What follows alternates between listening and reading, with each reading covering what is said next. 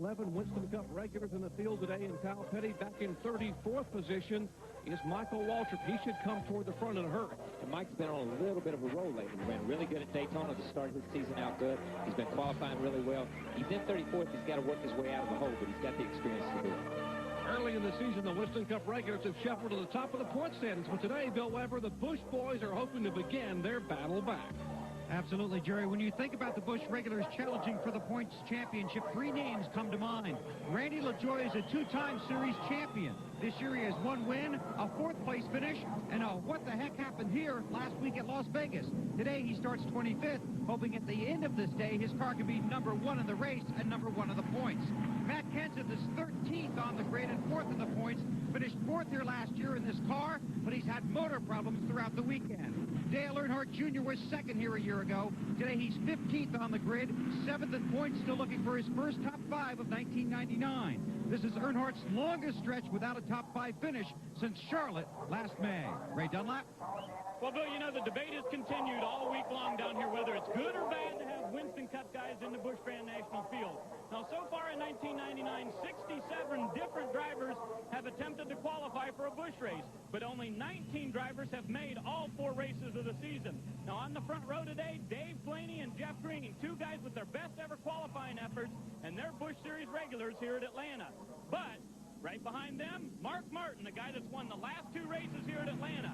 Will it be a Busch Grand National regular or a Winston Cup guy in Victor Lane? Well, we'll all find out together. All right, at Atlanta Motor Speedway, overcast. Take a look at this event today. 1.54-mile oval, only the second event ever for the Busch cars on this new configuration. 195 laps, 300 miles. The pole sitter, Dave Blaney, a new track record, 186.755 miles per hour.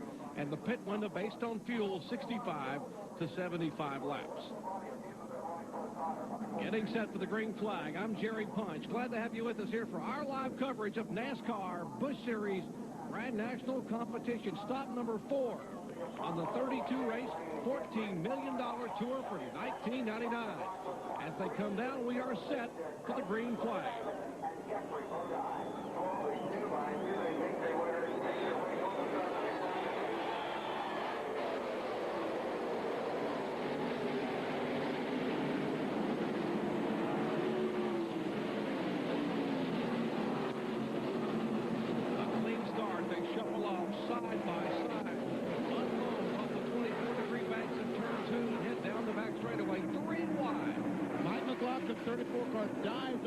Mark Martin takes that spot away. We're riding with Mark Martin, the Winn-Dixie Ford.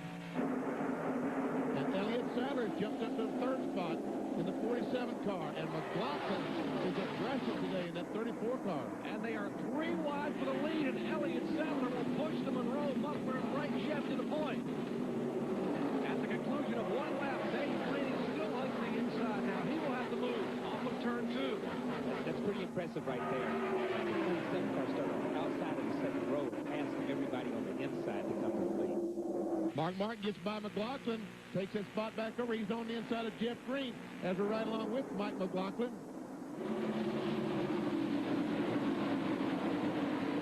Now it may be cool outside with these Busch Series stars wasting no time heating up the action on this 1.5-mile high bank super speedway. The battle is for the lead off of turn 2. The pole sitter, Blaney in a Pontiac. Sadler in a Chevy. And Blaney will take the point in turn 3. This is the Amoco on board of Dave Blaney. Here comes Mark Martin on the inside.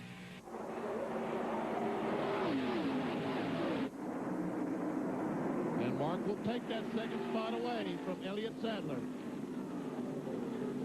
This is only the second race Dave Blaney has ever led in Busch Series competition. He led 5 laps at Gateway Speedway in St. Louis last October. There's Jeffrey Bodine in the 64 car going by Jerry Cope in 61. There comes Matt Kenseth and Dale Earnhardt Jr. in the 3 car. And Derek Cope was about half sick. I talked to him down there during driver introduction, and he said he was so sick yesterday. Winston Cup qualifying. He can't hardly speak, so I know that's going to hinder him today on the radio. Side by side, that is Earnhardt Jr. going beneath the Cope car. The IWX Trucking Pontiac there, Lyndon Amick on on the inside. He is the 35 car. Right behind him, the 18-year-old Casey Atwood in the 27 car. Right along the Briggs and Stratton onboard camera of Adam Petty as he closes in behind Jimmy Kitchens in the 22 car. There goes Mike Skinner behind the 19. Adam being shown back in 18th position. Here's a look at the red, yellow, green, and car number 45, our prolonged telemetry showing the miles per hour and RPMs. They flash up. There's Larry Pierce with 00, the Cheez-It Pontiac. Moving up in front of Adam.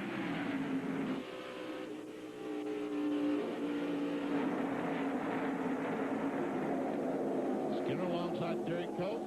That's Kevin LePage in the 99 car.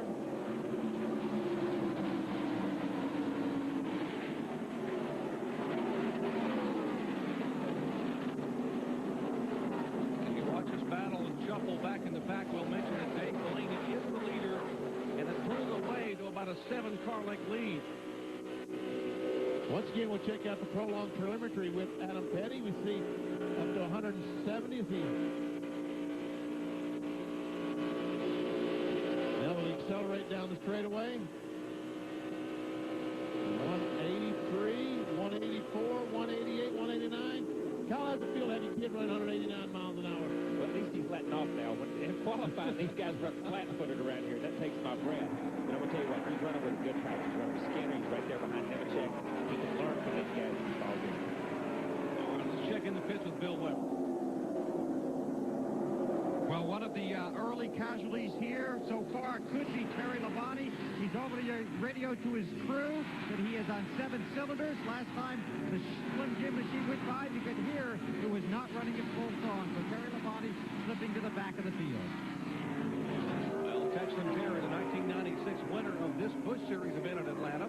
And here's a battle shaping up for position. That's for third spot. And Andy Santerre normally drives the car number 47. He is recovering from an incident at Daytona, watching as Elliott Sadler subs for him for about the next 6 or 8 events. He's in third spot in the 47. That's Jeff Green behind him in the 32 car, the Kleenex machine, in fourth position. And Mike McLaughlin, you heard Benny Parsons comment on, he is back in fifth spot. He is catching that group lap by lap. Yeah, you know, it's good to see Andy, or the 47 car run is good. Andy ran really good. There's Casey Atwood blasted by the 50 car, but Andy ran really good the last part last year. He got this team where they felt like they were competitive and could win a race. They didn't want to put another driver in it that was going to take it back and make the team take a step back. So they've got Elliott to drive the thing. And, you know, Andy could do the same thing that's going on right now with the run up front. That was 9th spot that Casey Atwood, the Castro car, took away from Mark Green and Fisher, Dr. Pepper car. Meanwhile, back up front, this is Dave Blaney, the leader. As you look back at Mark Martin, that's about 0.2 of a second. We are in the early laps of the 8th running of the Yellow Freight 300 NASCAR Busch Series Grand National event. Pole sitter Dave Blaney still showing the way. Back with more in just a moment. It possesses a passion and Fourth career Busch Series start, picked up his second pole, and is leading here in the early laps at Atlanta.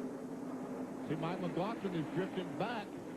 Jeffrey Bodine goes by in the 64 car, the 17 of Kendrick goes alongside. This will be a battle for 6th spot, and there's Dale Earnhardt Jr. going by.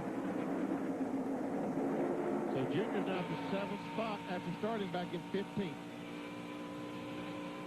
Well, at the Gould's Pumps crew anxiously watching their driver, Mike McLaughlin. Let's check in their pits with Ray Dunlap. Well, Doc, the problem is at this moment the oil temperature has gone skyrocketed for Mike McLaughlin, and they are very concerned about being an engine problem on the number 34 car. Oil temperature way, way high. We'll keep you posted. And Johnny Benson coming down pit road. He's also a former winner I here. don't think it's going to matter. Where you at? Ready, I'll tell you when. Yeah, I see it. Talking to the crew there, he's the 95 Busch Series champion, won this race at Atlanta back in 1995 and brings it down to the base motorsports team. You see him left the hood. You heard his spotter say, Hey, 15-second penalty down there. Too fast coming in. you heard his Yeah, spotter it's say, not going to matter anyway. watch your speed on pit road. And Johnny said it's not going to matter anyway. So he knew it was terminal when he came on pit road. All right, there's the battle back up front. Busch Series regular, former World of Outlaw national champion, Dave Blaney. Won the national championship in World of Outlaws in '95, 4-time runner-up, and boy, he is a holding on to about a car length and a half in front of Mark Martin. Checking the Blaney pits with Bill Weber. Well, that 93 car is running great, and it might get even better because a few laps ago, Blaney told his crew the car has a push-off, too. Then a lap after that, he said, this is exactly what we had yesterday in practice. I just have to wait for him to come back to me, and it gets better. He did also ask how much distance is between Mark Martin and the next competitor. They told him half a straightaway. He might have been considering letting Martin lead the parade through traffic, but his car right now is just too good to go the lead.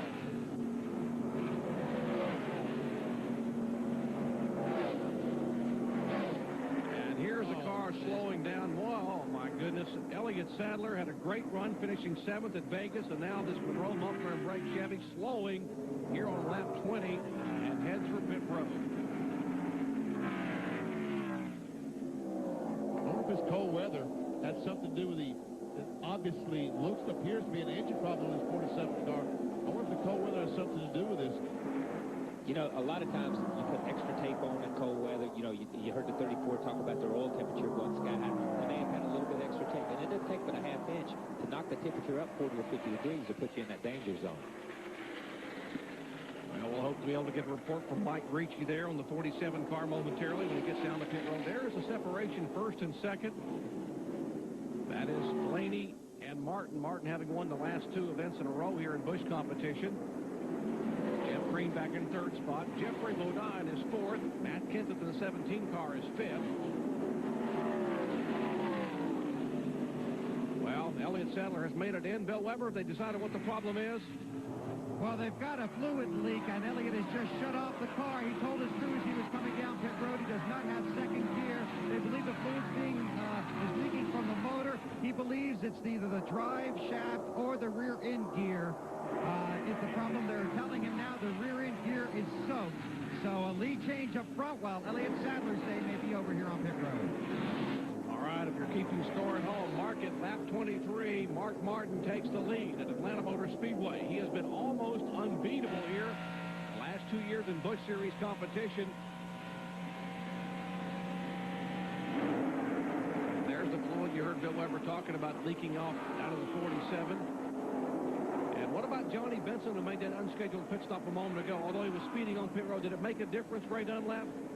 No, it sure didn't, Jerry. He's one of those drivers we talked about being a Winston Cup regular that's made all 3 starts this season, but he is an early casualty today. The engine is gone on the 26 car. And a quick update on Mike McLaughlin. His oil temperature has stabilized now at 250, so he's hoping that it's getting a little bit better. It was 280. All right, here goes Blaney back by Kenny Carson. Yes, these guys will keep trading lead. Mark Martin running a little bit lower on the racetrack. Look, if he just hugs that white line, Blaney cannot keep his car down there. When he goes up the racetrack, Mark is right alongside. Well, he said, okay, I'll let him lead another lap.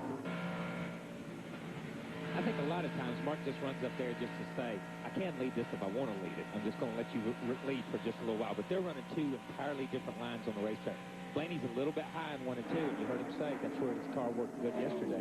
But Mark's right on that white line. Interval back to some of the cars running in the top 10. Jeffrey Bodine is working with the 3rd spot. Saw Kenseth go by the orange car, number 17. He's back in 5th. There see Jeffrey Bodine in 64 and Jeff Green in 32. And Hank Parker. Looks like his day is over. Heavy smoke out of the back of that car. Well, tough break for a young driver running for Rookie of the Year, Hank Parker Jr. After that great qualifying run at Las Vegas last week, he heads for pit road. Tough. Those guys are looking for sponsorship. Or their season's going to have to be hit and miss. They're going to start picking races. Oh, indeed. He has qualified for the Las Vegas, just could not catch a break. Here's Casey Atwood in the car number 27 going by the Castrol colors, right in front of Matt Kenseth and Dale Earnhardt Jr. That is for position. That is 5th, 6th, and 7th on the field. Talk about the future of Busch Series racing. These guys here, Casey Atwood is just 18 years of age. Earnhardt Jr., he is 24, and Kenseth is 27. A lot of talent in this Busch Series. And I'm told, yes, Jeff Purvis has slowed down the backstretch. One of our spotters said it looked like the 4 car had an engine problem on the front straightaway, and he is coasting down the backstretch. So we're seeing a lot of engine attrition here this evening. There we see Jeff Purvis as he slows down the apron 3 and 4. He was 12th in the point standings coming into the day. Just 11 points out of 11th spot behind Johnny Benson. So both those cars, 11th and 12th, have had trouble. So we'll see a significant jumble if indeed Purvis cannot get back on the racetrack today. Well, I'm impressed with the engine in that 93 car. Phil Davis Racing, Brad Thrower builds their Busch Series motors, and they have got a rocket ship today at Atlanta Motor Speedway. A high-speed, high-bank, 1.5-mile oval, and Dave Blaney put that car on the pole at 186.7 miles per hour and is running laps close to 180 in competition. Back with more in just a moment. From Atlanta Motor Speedway, I'm Jerry Punch, along with Kyle Petty, Benny Parsons, Ray Dunlap, and Bill Weber. Our leader is the car number 93, Dave Blaney, as he tries to begin to put some cars a lap down. That's a look back at Mark Martin's Ford in second spot. Here's a battle. Two Winston Cup veterans. In 11th and 12th spot, Kevin LePage and Mike Skinner. And we see Skinner right on the bottom of the racetrack. Kevin LePage, the 99 car, drifts up just a little bit as they come by the start-finish line. Here comes Mike Skinner. And you know he wants to, well, he's driving the Yellow Freight race car in the Yellow Freight 300 race. And here's a battle for position. That is for the 5th spot, Kyle. Yeah, while we were at the caution, Casey Atwood has David or Jeff Green there for position, and now so something is either just a little bit of mishandling wise in the 32 car because he's dropped a couple of positions. And at 17, 32, and 3 are 5th, 6th, and 7th on the racetrack. The Skinner! That is probably the Chuck Bound. Looks to be the 63 car of Chuck Bound, the Exxon Superflow car, and right in front of the 4th, 5th, and 6th place cars. Bringing out the first caution flag today here on lap number 35. Chuck Bound, hard impact in the turn 1 wall. Looked like another engine problem. Guy looks like he started smoking, and when it blew, he got some oil under the tires, and around he went. Yeah, as he dropped it off in the corner and turned it left to get down to the bottom of the racetrack, the smoke started billowing out from under it. You're just hanging on once the oil and the water, once you run through your own stuff. There's a look at what's left of that Exxon Superflow machine of Chuck Bound. Great beginning to 1999 for him. Good run at Daytona for Chuck. He finished 11th down there, has a 24th and 25th place finish at Rockingham in Las Vegas, and will not have a great finish here today. See if we can see what happened. There we see the car start smoking, and then, as I said, when the engine goes sour, some oil gets under the rear wheels, and bam, into that wall. And there we see Jeff Green going by. Now from the onboard camera, we'll see what Chuck saw.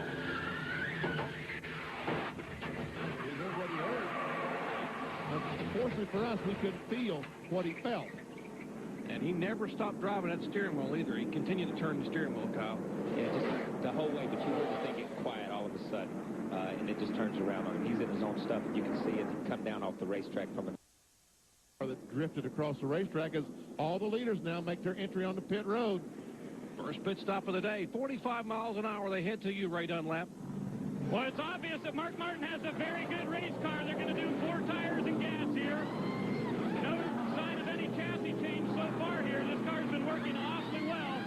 Come around to the left side. No problems here as they got the tires on the front. And now to Bill Weber, who's at Dave Blaney's pit. This is a big stop for Dave Blaney's crew. They know how good the car and the driver is. Now they want to get a good stop. Putting the left sides on. Jeff Green is in pit right behind him. Mark Martin coming down pit road. Blaney's going to beat him out. It's going to be Blaney, then Martin. Green still sitting on pit road. While some leaders scramble to get away from the pit. Nemechek will be next, followed by Skinner and the 66 car of Todd Bodine. All right, all the leaders taking an opportunity to come down pit road during this first caution flag of the day, coming out on lap 36. As they go by, you see the left side of your screen. That's the reason for the caution flag. Chuck Bound's car erupting an engine. The Jeff and Hubert Hensley Chevrolet. Here's the car number 19 of Mike Skinner. Went in 11th place, came out. Looked like he might be in the top 5. Was some pretty good pit work. And Joe Nemechek is the guy that had the great pit stop because he was back in about 10th spot, and I believe he's going to be 3rd or 4th when this day restarts. Right behind behind Mark Martin in the Winn-Dixie Ford. So we'll check on the car number 87 of Joe Nemechek. Started back in 24th position in the Bell South Mobility Chevrolet. Under caution in Atlanta. Back in just a moment.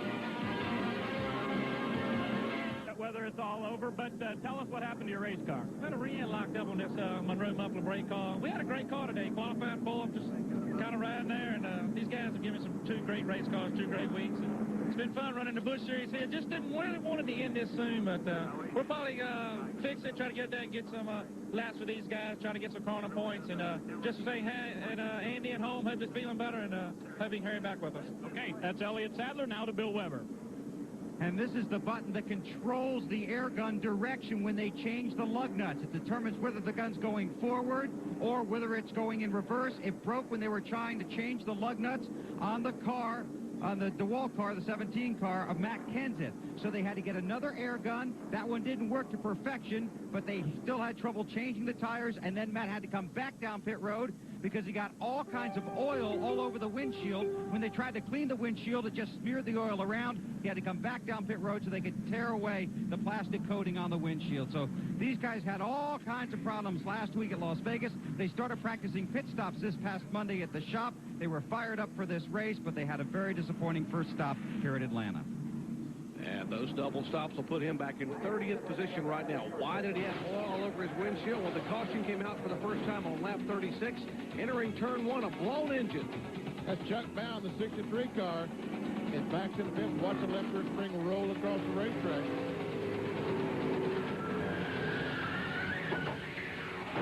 And that is right along with Chuck Bound in the Exxon Superflow onboard camera. And here's their roof cam being pulled back toward the garage area for the NASCAR Busch Series Grand National Division. 40 laps are complete of 195. It's the Yellow Freight 300 live from Atlanta when we come back. This past week, hockey and hot rod shared the ice at the Greensboro Coliseum, home of the Carolina Hurricanes. As the King, Richard Petty, drove a couple of laps on this souped-up Zamboni.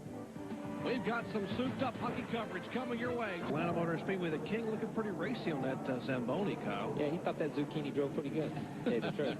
Shows you how much we know about hockey. Out of retirement for a couple of laps on the ice. Well, let's take a look at what happened on pit road a moment ago. First caution flag today. Blaney, not a bad pit stop, first and second. Martin, second and third. Jeff Bodine lost quite a bit there, BP. Yes, running third spot goes all the way back to 8th. And Casey Atwood running 4th goes back to 27th. The reason that Blaney's in second spot is because Gus Watson did not pit. He is now the leader of the race.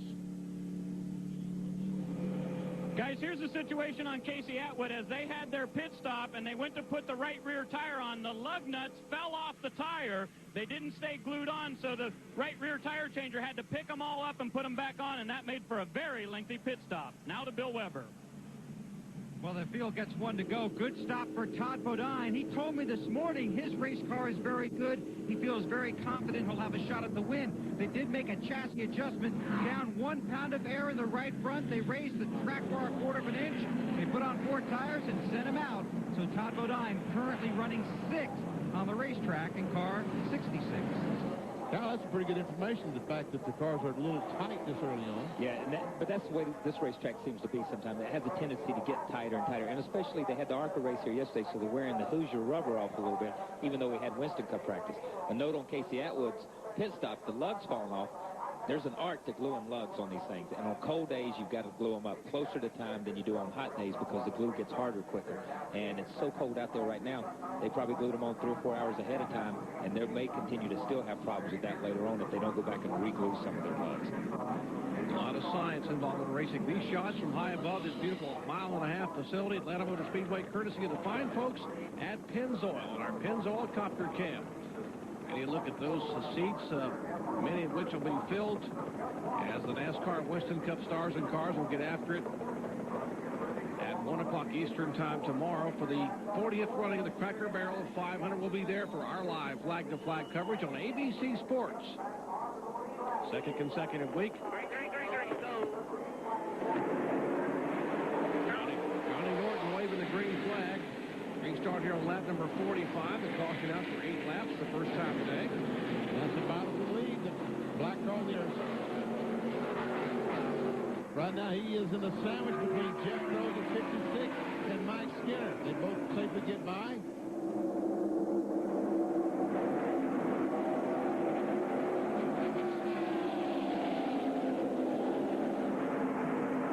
There's the car number 1 of LaJoy in the 45 of Adam Petty. We heard the spotter tell Adam he was clear as he moved back down and to take the position. Not this slow. You clear high if you want it. See, Phil Parsons on the inside the Alltel car. He has been struggling mightily this weekend in Atlanta, trying to find the handle. Joe Nemechek in third spot.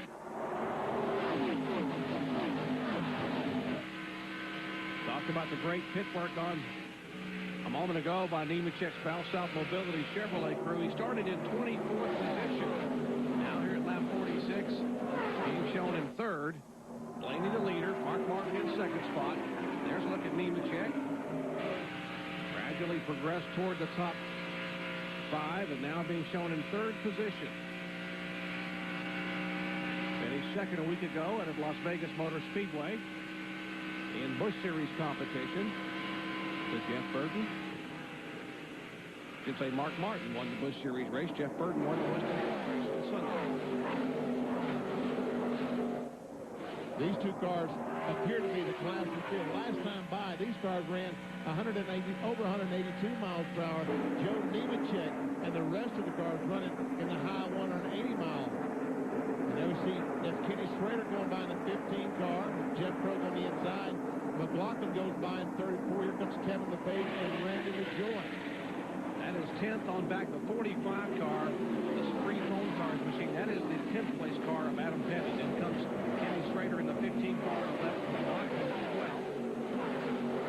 The whole group of cars there from about 10th back to about 19th running right together. Wayne Grubb in the car number 83. The Lake Belt Chevrolet. He is also in that group. Schrader pulls him within a couple of car lengths of Adam Petty.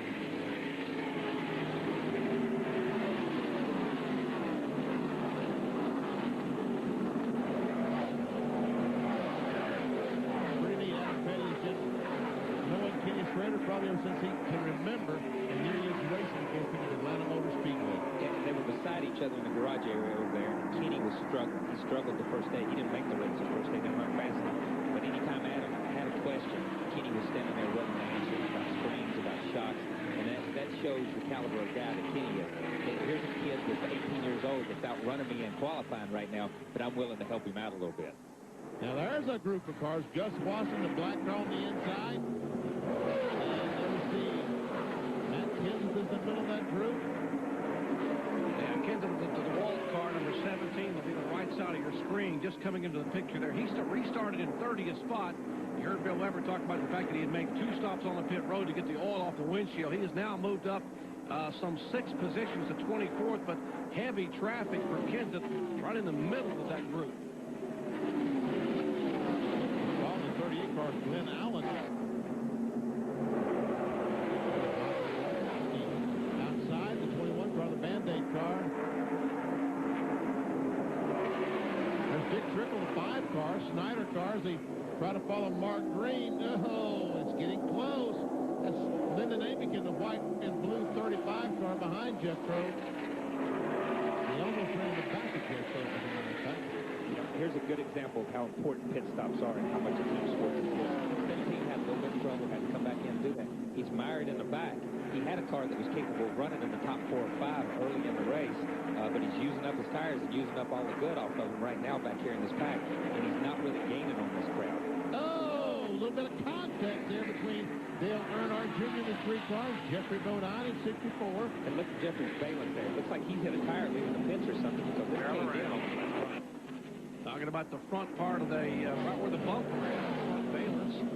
Indeed, there's a look at the left front of the 64 car. They are battling for position. That was her 7th spot. Here's that group of cars we were looking at a moment ago, racing all around this 1.5-mile facility in Atlanta. There's Glenn Allen, Gus Wasson, and the 49 car, Glenn Allen, the Barbasol car, and there is Matt Kenseth. Second a year ago, the Busch Series point standings. A very, very good battle toward the end of the year between he and Earnhardt Jr. Mark Martin goes for the lead and takes it going in turn 3. So Dave Blaney, pole sitter, back to second spot.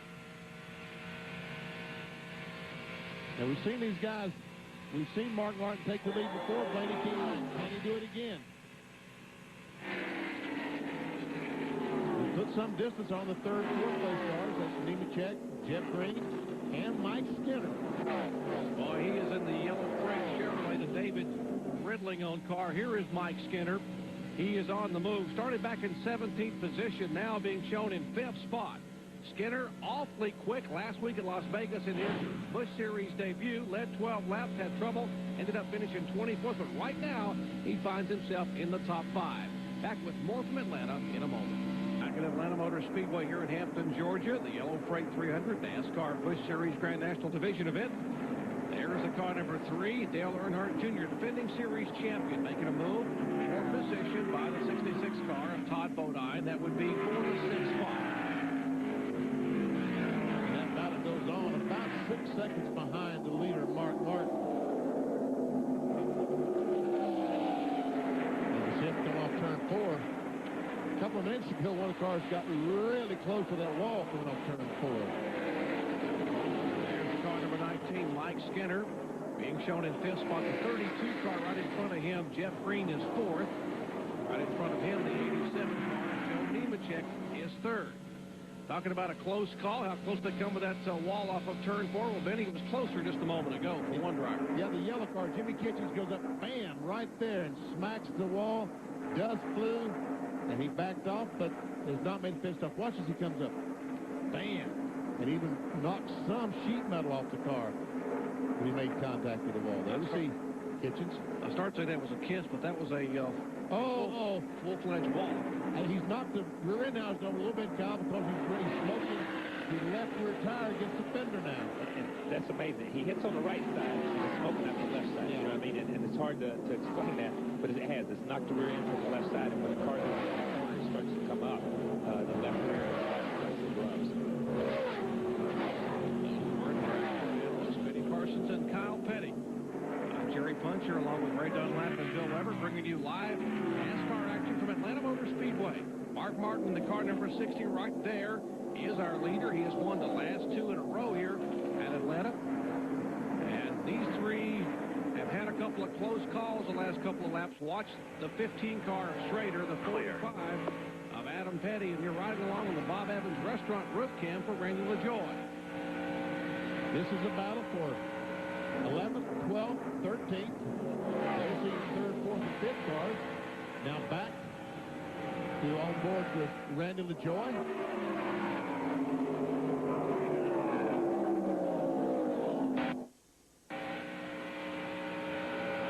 Adam Petty trying to make a move inside of Kenny Schrader. They have been swapping it back and forth, and he will take the spot away and reassume the 11th position. Here comes LaJoy to try to take the 12th spot.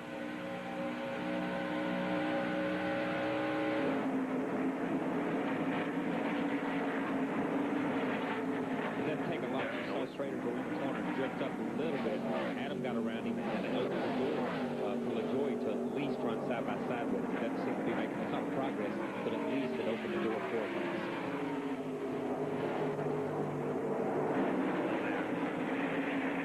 Well, here is the lead change back up front again, and the Amoco car will take the lead, slide up, and open the door for Mark Martin, and really have enough muscle to make it by. I'm not sure. It really is amazing how both of them are running such a different line around the racetrack. Blaney goes in the corner, lets the car drift up the racetrack, and Mark Martin, in the meantime, keeps the car right on the bottom of the racetrack next to the white line. But that's what's really good about this new Atlanta Motor Speedway. We complained about it when we first came here because it was only a one-groove racetrack, and if you didn't stick on the bottom, you didn't stick anywhere.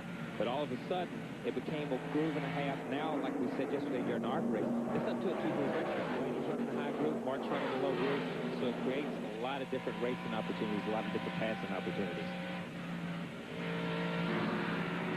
Well, Dave Blaney continues to have a great run here in a car that last year in the first race at Charlotte was absolutely awful. So the team took it back to Charlotte for a test session. The car wasn't performing that well, but Jeff Purvis was also at that test session. He got out of his car, got in the 93 car, and made a blistering lap around that track. Got out of the car and told the crew, you've got a great race car here. So Dave Blaney, who's still continuing to learn about these cars, climbed right back in, improved his speed. Now that car runs very well. They're very happy with it. We've made very few changes here. Now it's Finn on the back straightaway. All right, the bunch we were watching a moment ago. Car number 15, there is Schrader, LaJoie, and Bob, who is second in the points. The Oakwood home Chevy for Kenny Schrader. The one of LaJoie and Adam Petty had just been right between these two about 3 or 4 laps ago. We told you they had a couple of near misses. He had now moved on up into 10th tire.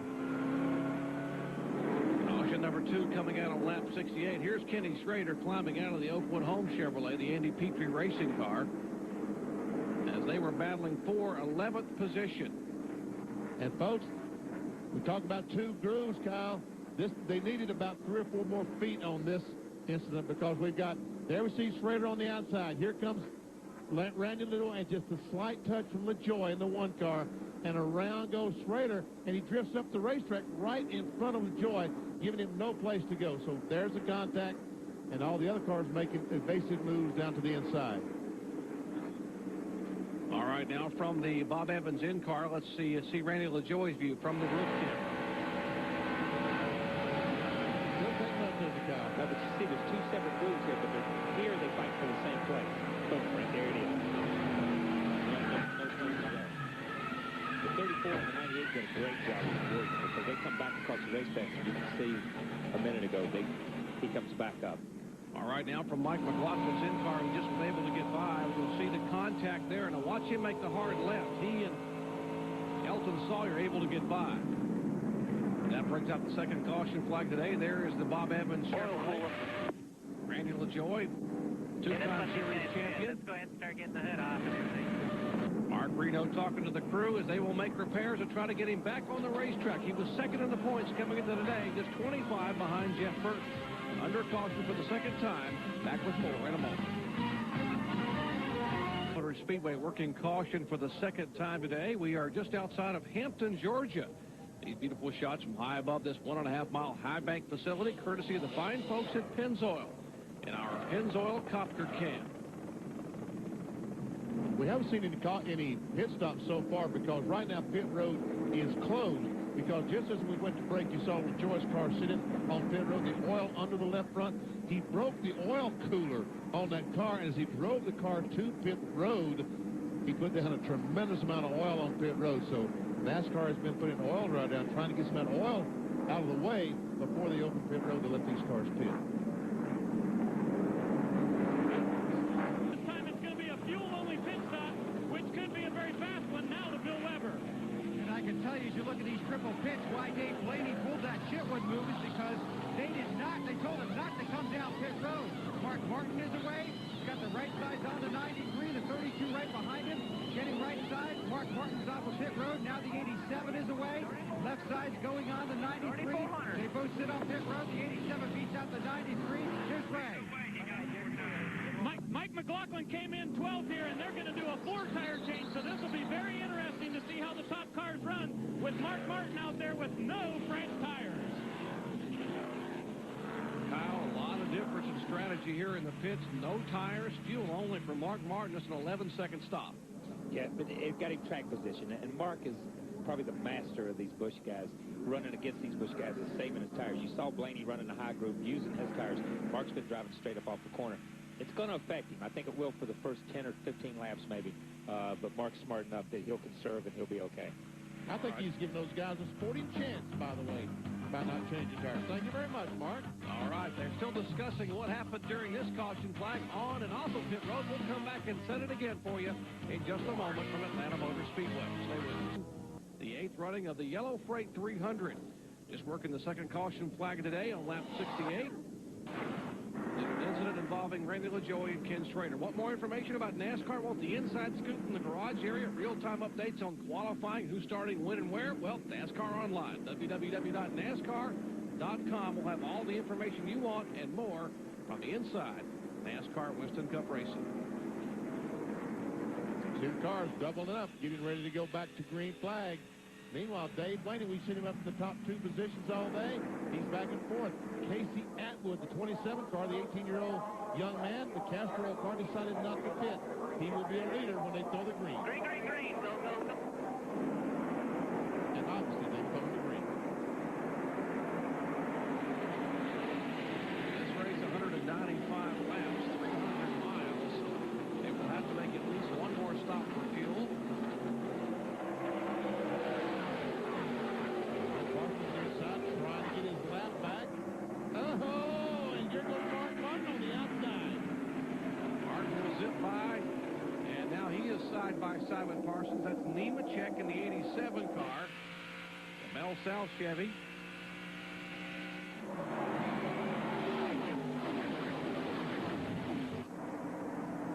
And Casey Atwood is off the pace. The 27 car appears maybe have a flat tire or something. He's way off the pace.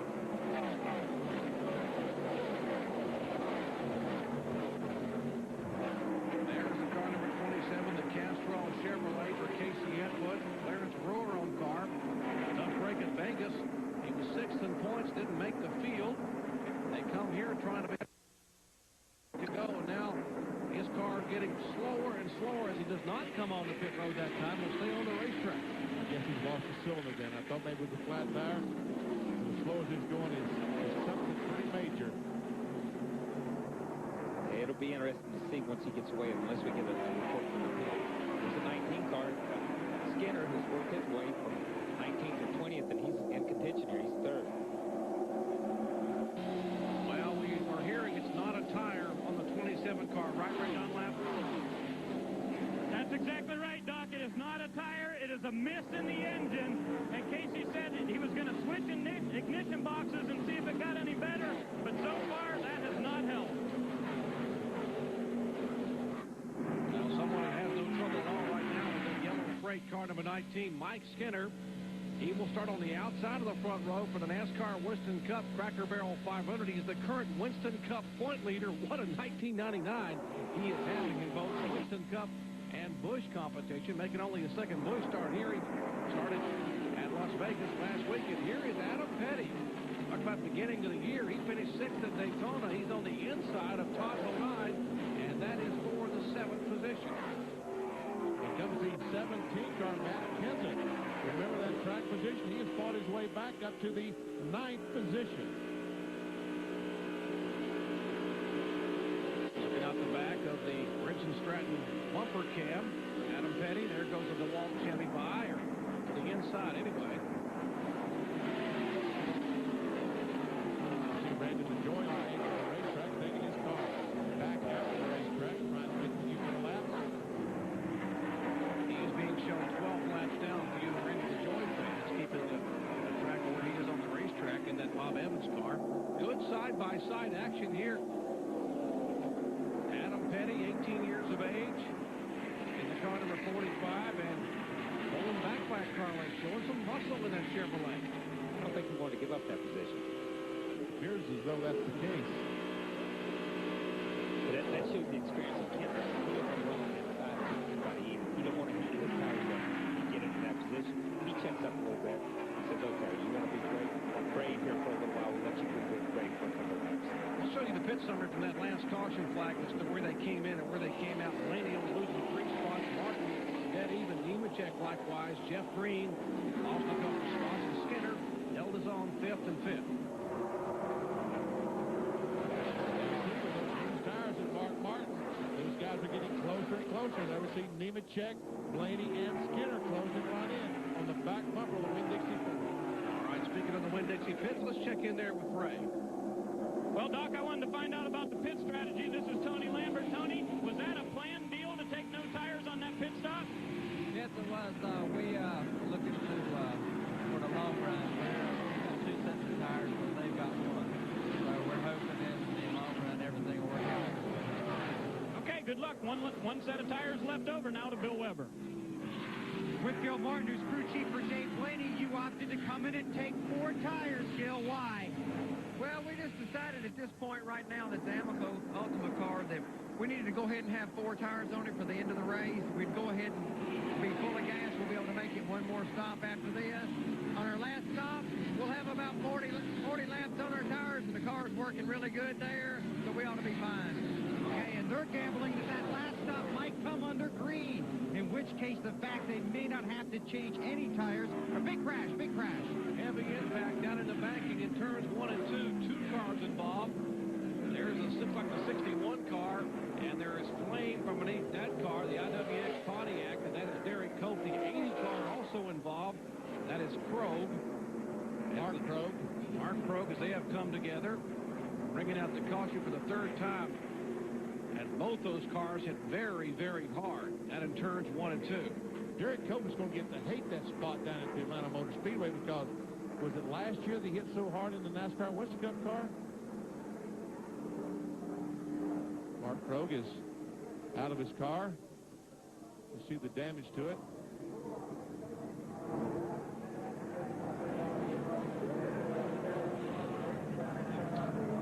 Yeah, last year in NASCAR Winston Cup competition, Derek Cope hit a ton over there and broken some ribs. Was literally black and blue all up and down his upper body with the kind of impact they had with that wall. And look how hard that car is hit. Mark's a little upset.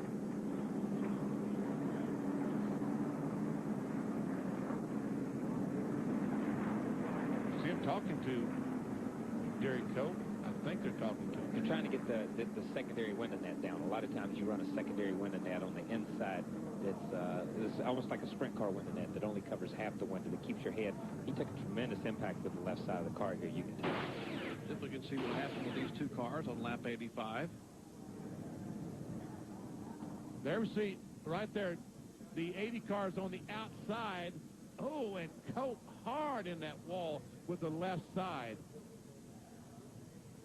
Mark Krogh was trying to pass Derek Cope on the outside going in turn 1, and obviously it was a spot that Derek Cope did not expect and didn't realize that he was there. Yeah, I think they were coming up on a lap car on the inside. If you see the replay again, there's a white car they're coming up on. Derek was getting ready to move up to give himself a little bit of clearance, not realizing that Krogh was there. Okay, let's show you again what Kyle was talking about with that lap car.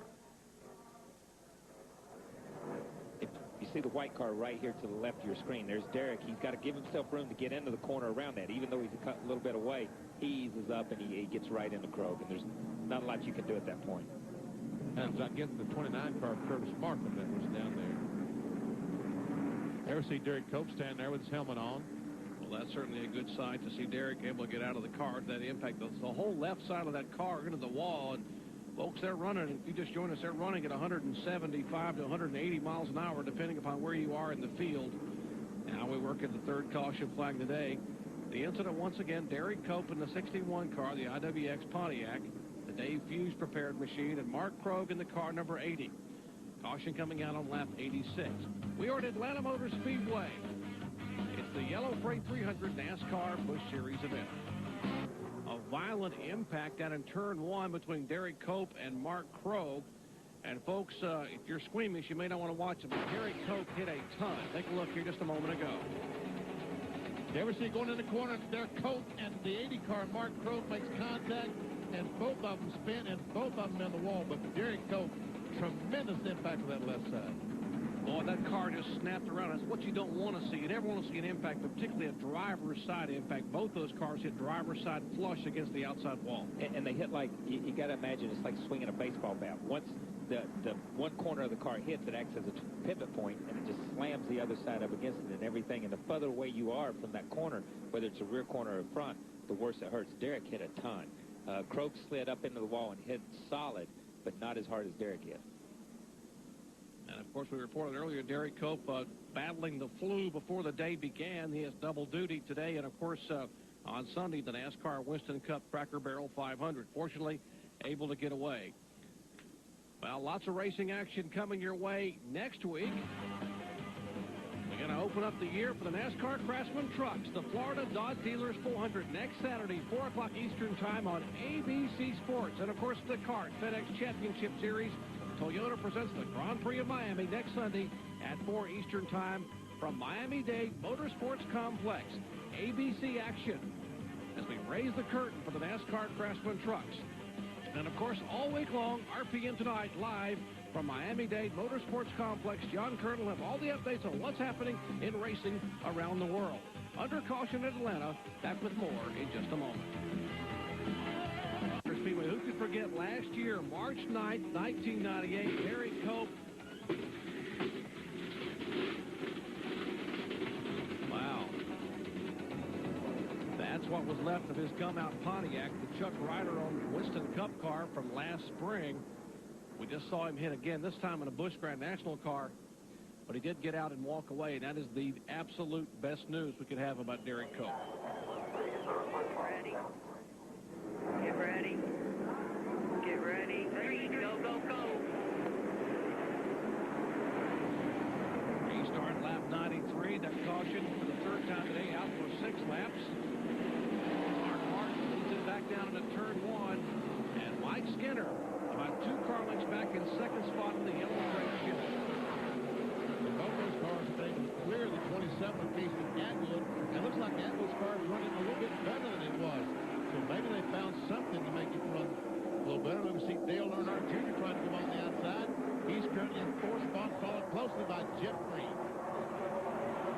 All right, what about Casey Atwood, Ray? Well, Doc, he is many laps down now, but the problem was the battery was going dead. So they pulled the battery out, put another one in, but that usually indicates that the alternator is not working, so we'll see how long he's able to run. But he is back in the race, and he said the car's running fine. I mentioned he is 3 laps back in 32nd position. We're showing 25 cars on the lead lap. Mark Green is the last car on the lead lap right now in 25th position. There's a battle for the lead. Mark Martin, 60 car, the Dixie car, and Mike Skinner, the orange number 19, the yellow freight Chevrolet. Dave Blaney being shown back in 3rd spot. He flashes by the Amoco Pontiac. Ford Taurus, Chevrolet Monte Carlo, and Pontiac Grand Prix. That's the 3 cars, 1st, 2nd, and 3rd here at Atlanta Motor Speedway. Just over 100 laps to go, but thus far we are dry. They have predicted thunder showers and rain through most of the day, and thus far we have been very fortunate to avoid anything wet on the racetrack except for a little moisture out of some of these cars.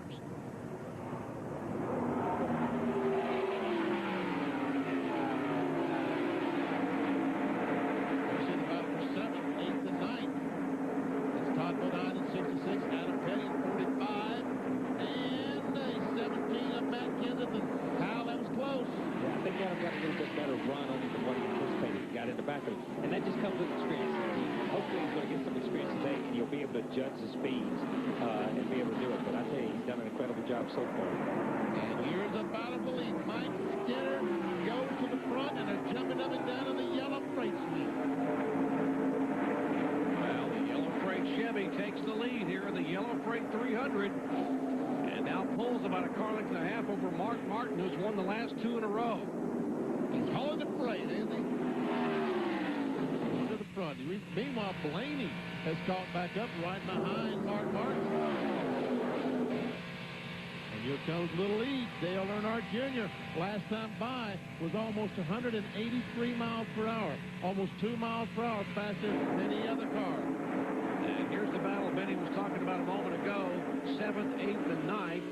Todd Bodine, the 66. That is Matt Kent of the 17 car. You're riding along the Bridge and Stratton roof cam for Adam Petty.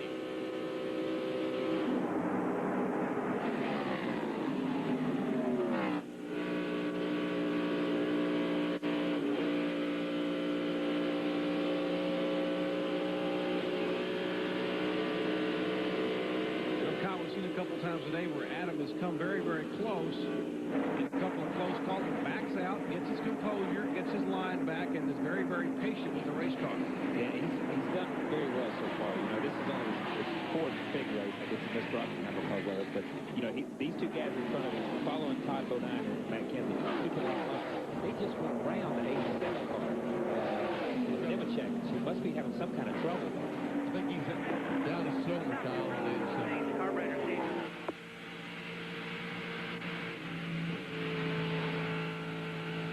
He got all the way up to second spot. This is a rookie. 3,400 seconds.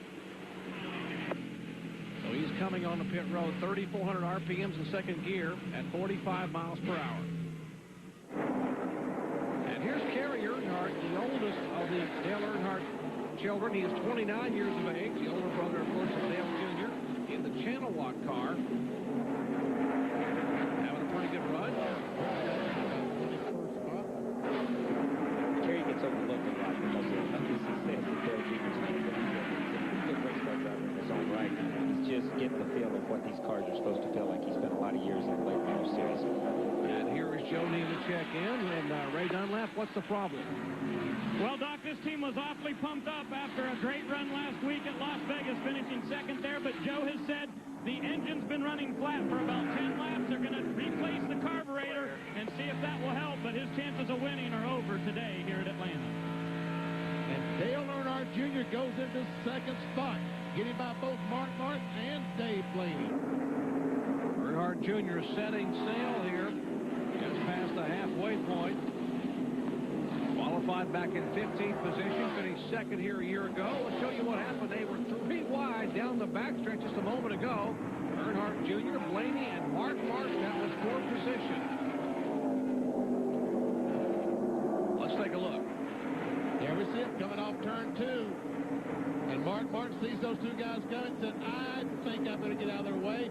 And Earnhardt and Blaney goes to the corner side by side. And obviously, Earnhardt has that preferred line and takes over the spot. Was that an Earnhardt move or what, Kyle? Coming through. That was an Earnhardt move, but I will tell you something. That was a vintage Mark Martin move, too. He's on old tires. We got to keep that in mind. He pulls over. He sees these guys come up off the corner at 20 miles an hour faster. He's not going to hold them up. He just pulls over, lets them go, pulls back in line behind them, and they're not really getting away from him that bad.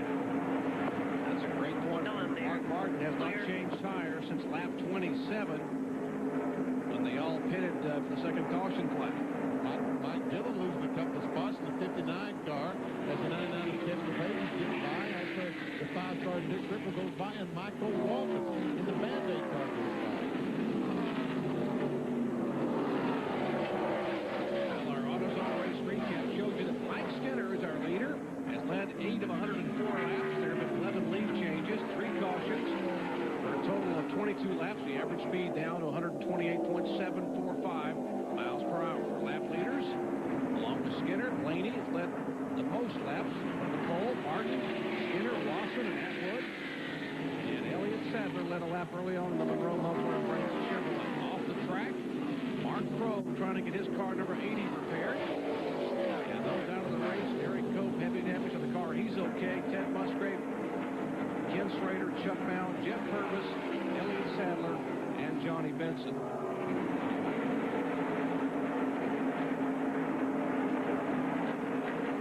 Dick Triple, the 5-car, the Snyder car, that is the 13th position.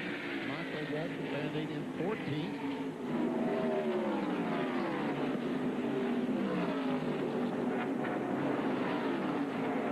It really is good to see these cars running in 2 different lines around the Atlanta Motor Speedway. When they first repaved it, everyone ran right on the bottom of the track. And now you can up in that second lane to be just as fast. Meanwhile, no one doing anything with Skinner right now as he stretches it out to a 2.5 lead on Dale Earnhardt Jr.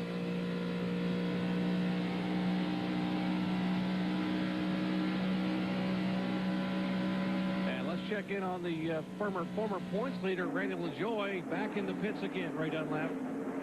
Well, Doc, things have gone downhill since Daytona. Of course, LaJoie won there. He had a good finish at Rockingham, finished 4th there.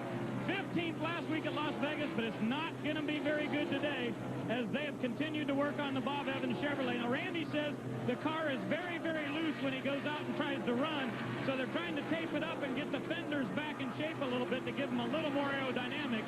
I can't see the scoring monitor. You guys can probably tell us how many laps down it is, but it's a long, long day for Randy LaJoie. Well, he's being shown 15 laps down, Ray, as the Phoenix crew, Mark Reno and company, began to work on that car. Here's the guy they're chasing, Mike Skinner. Boy, he is just pulling away. No, he's not pulling away, Jerry. I beg your pardon, because Dale Earnhardt Jr. gained 0.3 of a second that lap. All right, Earnhardt Jr., Kenny Kesey, Blaney, Kensington Green in the top 5. Suzuki Fest 99, folks. Step right. Fine for Adam Petty in the Briggs & Stratton Spree phone card Chevrolet. Looked to be having a great run going, and just a moment ago, the car got a little bit sideways and tagged the outside wall. That's the best sign, though, the fact that he's able to talk to the crew, grabs the helmet, trying to get the helmet. It's been taped to the cable. It's taped there, Adam. There you go. Safety crew's there immediately. He has the window nets down, indicating he is okay. Now getting ready to climb out to a pretty heavily damaged race car. Let's show you what happened a moment ago. Pretty good battle between he and Todd Bodine. What happens? Adam goes to the corner, and Kyle, I think he just doesn't have that wall of air to lean on in the corner and loses the back end. Yeah, and it goes back to the corner before this. He got hung on the inside on the corner before. He gets in under Todd, and it just gets away from him. And that's all there is to it. It's just he should have probably just backed off a little bit, let him settle back, let his tires cool down. He had tried Todd 2 or 3 times, but he learned something there. Believe me, tore up a race car, but he learned something. Meanwhile, here they come.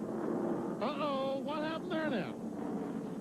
Well, I'm coming. No, I'm not. I'm not going to come down pit road, but Mark Martin will come in. He has not changed tires since lap 27. He will come down. Here's Todd Bodine, the 66 behind him, as we go down to Ray Dunlap in the Winn-Dixie pits. Well, Jerry, they're going to go up 1/2 pound of air pressure in the right front on Mark Martin's car. He said it's pretty good. They definitely needed tires, though. There was no way they could stay out that time, so they are in. Right side tires are on. That's Tony Lambert, the crew chief there, that is changing the right front tires. Jackman has a little bit of a problem. He gets over just a hair late, but not very many cars on pit road at this end. 4 tires and gas, no chassis adjustment for Mark Martin. He's down and away. All right, as the pit stops continue, we are working the 4th caution flag today, coming out on lap 112. Adam Petty in the Spree phone card Chevrolet, getting the car sideways. We'll show you again from a different angle.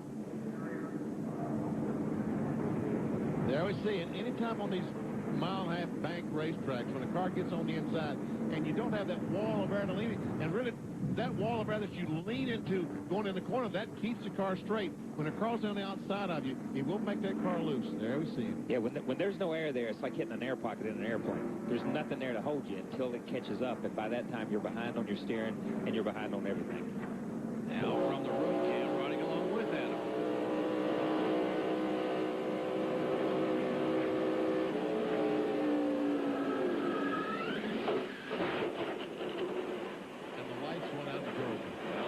Bumper cam. I will say this. He told me last year he run an ASA race, and he told me that he was convinced after he'd run a race in Iowa or somewhere that no Petty had ever hit harder than he hit there. Believe me, after I talked to him today, he's going to hit harder here than he hit on that quarter-mile track. I can tell you that. I was going to say, Daddy, I've had a new experience at Atlanta Motor Speedway. Fortunately, he is okay as they continue to clean up on his Chevrolet. Working caution. Coming out on lap 112, we are 115 laps in of 195. Back in a moment. Mountain Grown Folgers Coffee, the best part of waking up. And by the more than 2,500 AutoZone stores across America. AutoZone, the best parts in auto parts. One lap, we're back under green here in Atlanta. Caution number 4 coming out on lap 112, Adam Petty's Chevrolet. Making a move on the inside of Todd Bodine. Lost the air off the spoiler. The car goes around. He tags the wall. He climbs out okay, but as Kyle put it earlier, he learned something today. Well, his biggest concern right now, Adam Petty's biggest concern right now is what the guy in the ponytail is going to say. I'm not going to say much because I've hit every corner here, so I'm not going to say anything. I learned from him now. I'm not the teacher anymore. I'm learning from Adam. Possibly some strategy here for the Trop Arctic crew. Some of these guys on the tail end of the lead lap coming in to top off in fuel, they may be able to make it all the way. Here is the Glenn Allen car.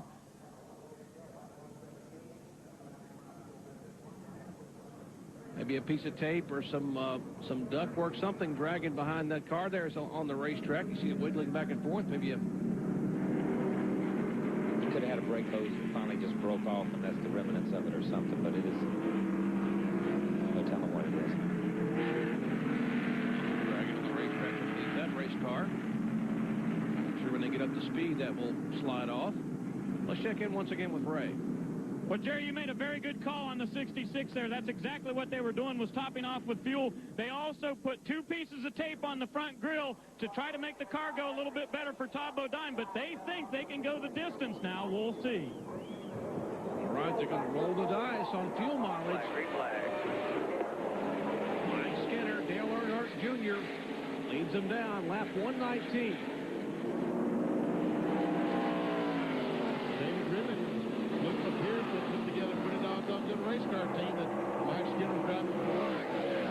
David Ribbon was around for several years in NASCAR Busch Series with Kevin LePage and the driver.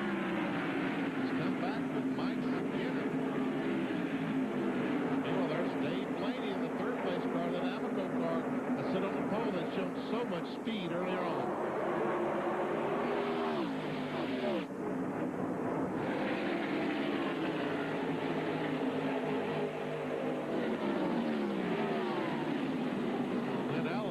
And some smoke out of the back of Glenn Allen's car. That smoke is getting worse and worse. Jeffrey Bodine right behind the 38 flat has the first-hand view of that smoke. Now we don't see as much of it in the corner. There's Todd Bodine trying to go high above Tony Raines. Now the smoke again from the back of the 38. He gets some left-rear tires rubbing the sheet metal, but with the smoke we're seeing. Yeah, that's what it looks like, but it only smokes on the exit of the corner. If you notice, it doesn't smoke here, and then smoke in the middle, but once it loads coming off, it begins to smoke.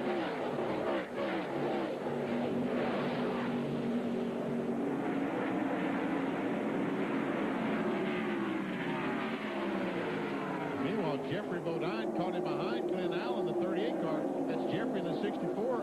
Can't go anyplace. Not where you want to be. When you're barreling off in these corners at 180, 190 miles an hour, the car in front of you is just puffing just a little bit of smoke. Your heart skips a beat every time you see a little bit. For position is 38, 74, and 64 all running right together at 17th, 18th, and 19th. And here's a battle for position between Dale Earnhardt Jr., the AC Delco Chevy, and the Amoco machine of Dave Blaney, Chevrolet and Pontiac, second and third.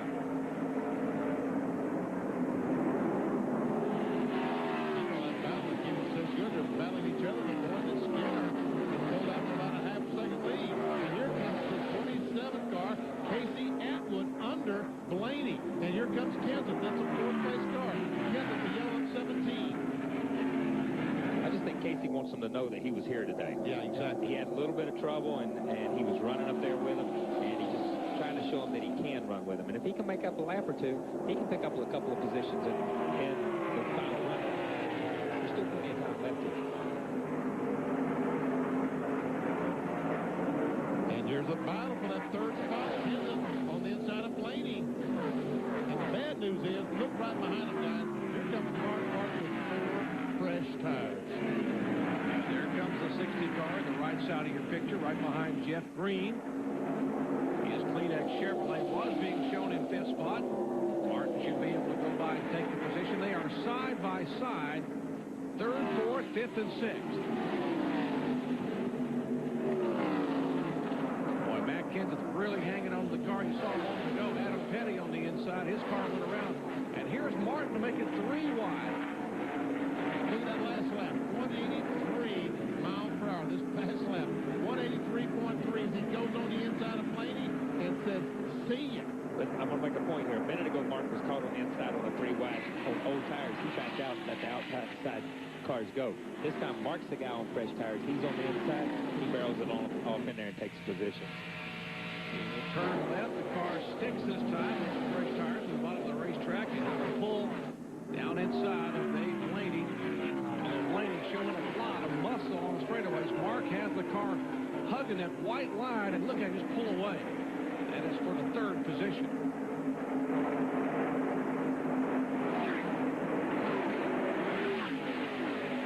And Skinner has pulled away from Dale Earnhardt Jr. He's now a little over 2nd in front of him. And last time by was about a mile and a half an hour faster than Skinner was faster than Dale Earnhardt Jr.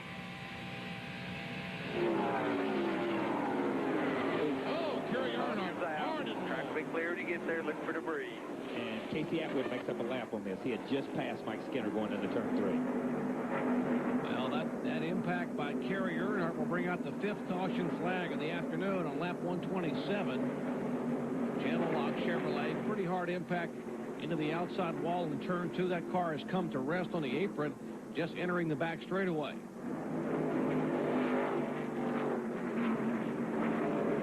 Show you again what happened a moment ago. Channel Lock Chevrolet, left side of your screen. That 22 car goes, oh man, I tell you what, the 22 car of Jimmy Kitchens was really lucky, because when Kerry Earnhardt wiggled, when he goes up the racetrack, he almost caught Kitchens in the left rear.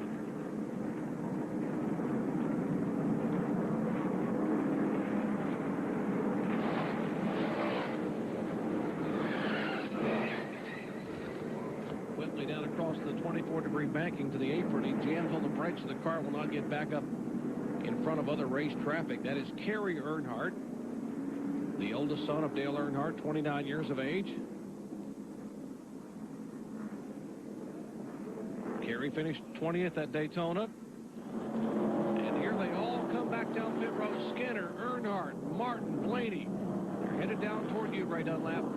Well, Mark Martin will get here in a hurry. He'll be the first car that gets to the pit closest to me. And again, it'll be 4 tires for Mark Martin. He didn't like that set they had on last time, and he was running like a bandit. So if this set's any better, everybody might be in trouble. Now to Bill Weber. Dale Earnhardt Jr. is in the pits. He's got Kansas in front of him and Skinner behind him. Earnhardt just radioed in that he does have a transmission problem. He may not have third gear. The tight battle here is going to be getting out of the pit.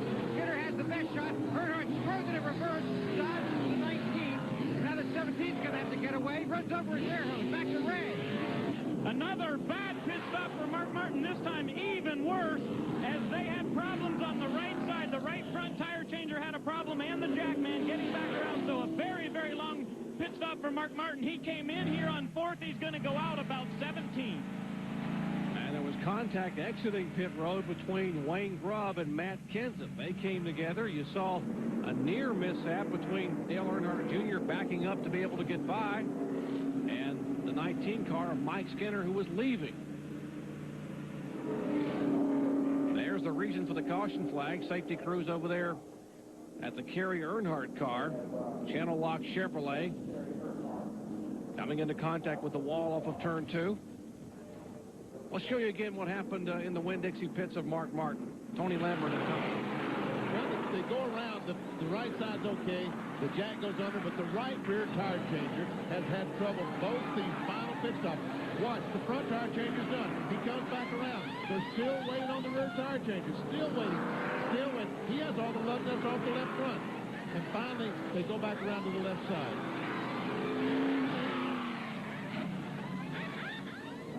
Now watch the congestion here down pit road.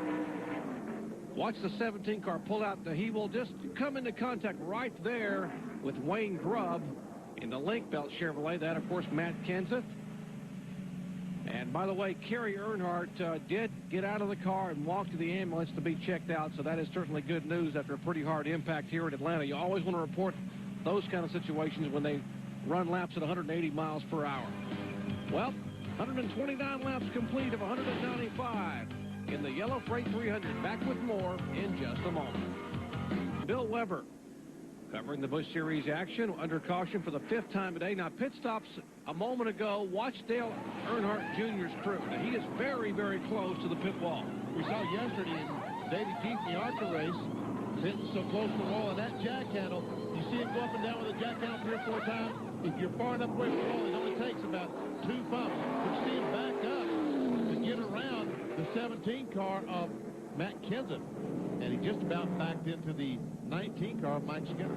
Okay, our pit summary. Skinner in first, out 11th. Earnhardt lost 10 spots, being able to get down with the car back up on pit road. Martin in third, out 19th. They had a lot of trouble with the Mark Martin pit stop. Blaney and Kenseth. Now, there was some concern, Bill, about possibly a transmission problem with Dale Earnhardt Jr. That is the concern with Tony Eury Jr. How is his transmission? Right now, he just says, we're scared to go to third gear because he says it's making a bunch of racket. He says 4th gear, It's pretty good there. He said there's just something rattling around, so we're not going to take a chance. We're going to go from second to fourth, and we've let all the spotters know that we don't have third gear. That way we don't get in a mess like we did at Daytona. And you knew that Skinner was going to give him a hard time getting in his stall, so he had to do whatever he could to get in here as best as he could, even though he ended up a little close to the wall. Yeah, we've had trouble in pits all day. He's been sliding through. We guess we'll have we'll have pit practice next week. Let him drive. Hey, that's Tony Eury Jr. Let's go down to Ray Dunlap.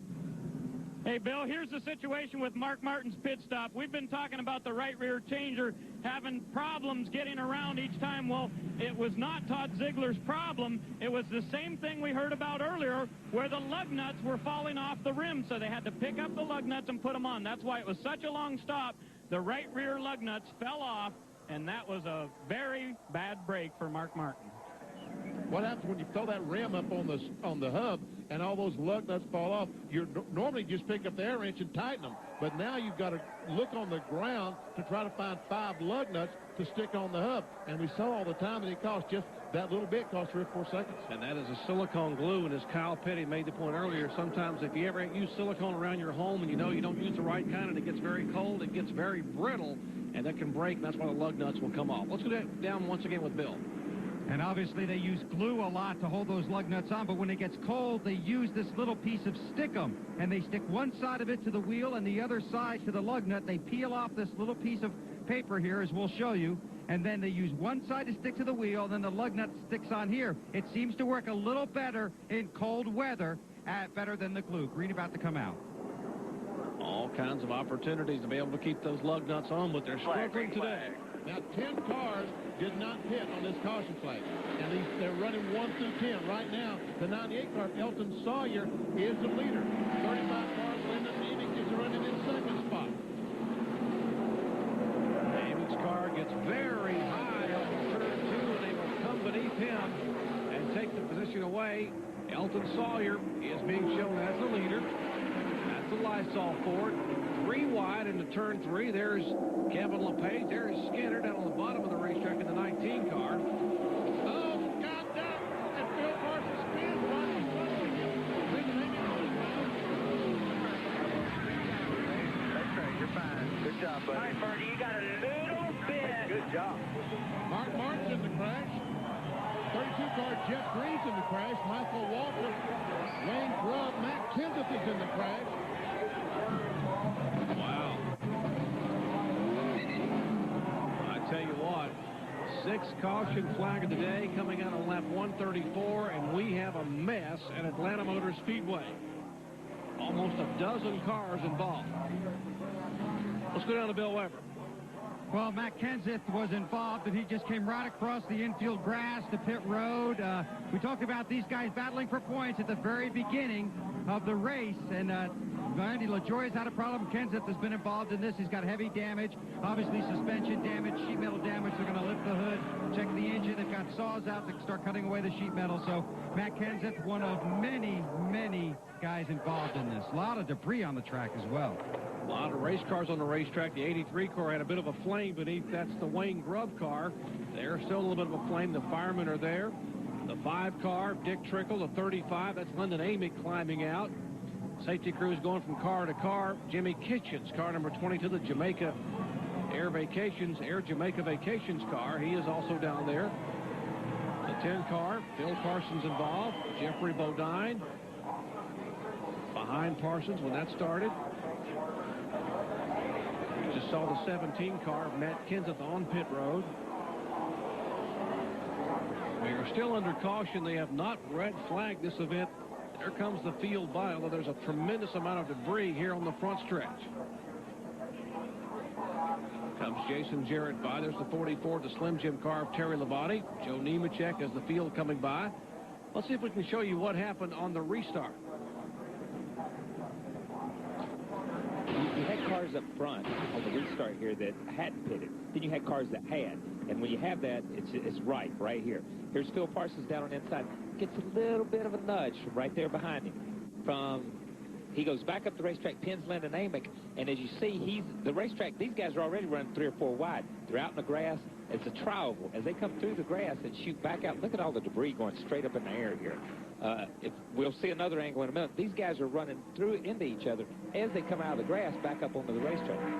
You see Phil Parsons get nudged right here. That's a 64 car of Jeffrey Bodine, and right behind him was Skinner. Parsons up into Amick, and then everything. No one. Here's Parsons trying to keep it out. Amick comes across. There's contact with the 5 and the 22. And look at the cars running into each other in the grass. And when they run into each other in the grass, the racetrack comes back up on them because it's a triangle. So they come back across, and they all end up past the start-finish line, all in a pile right down here. There's Mark Martin backwards down there in the 60 car. He loops it around.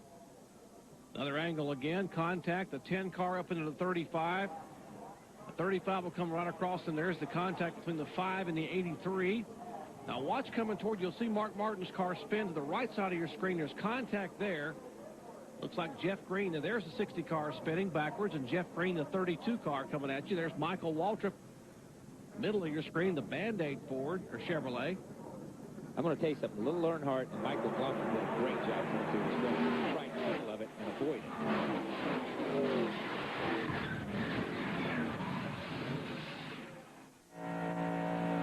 Here's what Mark Martin sees. He heads for the grass.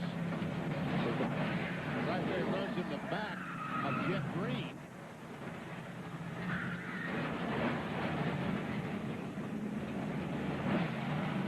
How much damage? Mike McLaughlin, you're talking about somebody did a good job. Let's see, Kyle. Let's ride along with Mike McLaughlin. He speaks nothing. Racetrack's blocked.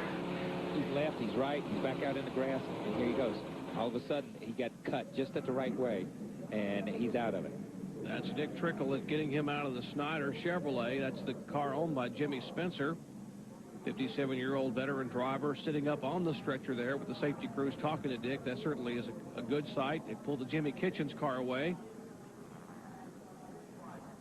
That is Wayne Grubb, the 22-year-old older brother of Kevin Grubb, just outside of Virginia. The Timberwolf Chevrolet, one of 11 cars involved in this incident on lap 134 to bring out caution for the 6th time today. More when we come back. Back at Atlanta Motor Speedway here in Hampton, Georgia, safety crews working on the car number 83. That is Wayne Grubb, the 22-year-old Mechanicsville, Virginia driver. One of 11 cars involved in an incident here a moment ago out of turn 4. Check this replay, folks. You're just going to see what it's like running into something at 180 miles per hour. Then we see Parsons and Amy around, and the racetrack is blocked. The cars get in the grass between the smoke and the dust. There's no visibility whatsoever. And you could really see at the top of that replay the car number 83 going across the racetrack, almost head on to the wall. Here again, another angle from the start-finish line.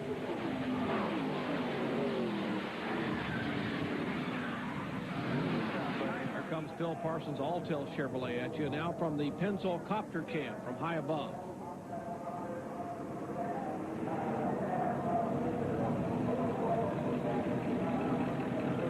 And one more angle at this wild scramble. There's the contact right there. Phil Parsons into Amy. Watch the 83 car up across the racetrack into the wall, coming back. Okay, to tell you those that were involved in the crash as the crew now continues to work: Phil Parsons, Lyndon Amick, Dick Trickle, Jimmy Kitchens, Wayne Grubb. Add to that list Mark Martin, Matt Kenseth, Jeff Green, and Jeffrey Bodine. We might mention that Casey Atwood, by virtue of this caution, did make up an additional lap, so he is now being shown 2 laps down in 19th position. Once again, we are under caution at Atlanta Motor Speedway for the 6th time today. An 11-car incident on a turn 4 as they work to extricate Kevin Grubb. But Wayne Grubb will tell you his situation when we come back. We're here at a NASCAR race to take a survey. First question, does anyone sell as many high-quality... At Atlanta Motor Speedway in Hampton, Georgia, they have been able to get 22-year-old Wayne Grubb out of the car, put him in an ambulance. They have him on a stretcher there with a collar on just to protect his neck. We'll try to get an update as soon as possible from the safety crews here. Outstanding crew here at Atlanta Motor Speedway. Let's show you again what happened here a moment ago. There's the contact. Phil Parsons into Lyndon Amick. Now we're going to show you Wayne Grubb's car right up here. Watch his car veer across the racetrack. He will come almost head-on into the wall. Boom. At 170 miles an hour. Comes across. Hits Matt Kenseth. And we see that's Mike Dillon there that just touches the 17 car of Dillon. Of Kenseth. Never see Wayne Grubb being put in the ambulance.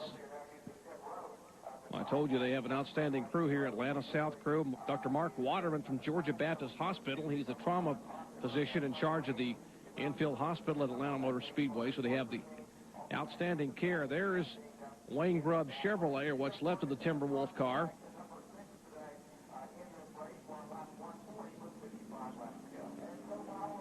Well, Bill Weber, I'm told this incident may have been a break for the car number 3. Well, not only the incident, Jerry, but the last 2 laps, NASCAR has opted to bring the entire field down pit road to keep them out of the debris on the front stretch. And for several teams, that helped them get a look at their cars that weren't directly involved in the crash, but did seem to pick up some shrapnel. Among them, Dale Earnhardt Jr.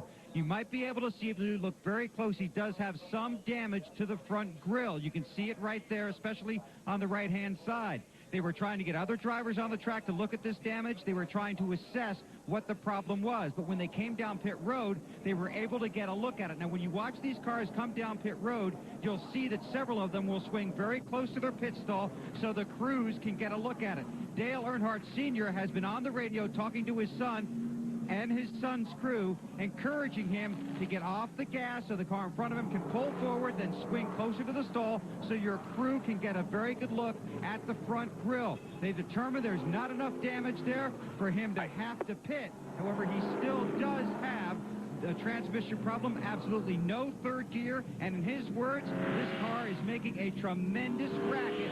It's nothing I'm doing, it's just making it on its own. So, good news, they don't have to pit for the grill. The bad news is he still has the transmission problem. That's Dale Earnhardt Jr., and watch as he sees all this trouble. He heads for the grass, and it looks nice and smooth there and nice and green, but you know it just isn't that smooth going through this bumpy grass, plus all the shrapnel debris that's being thrown off the racetrack in front of him. That might be what he was able to, what he got into.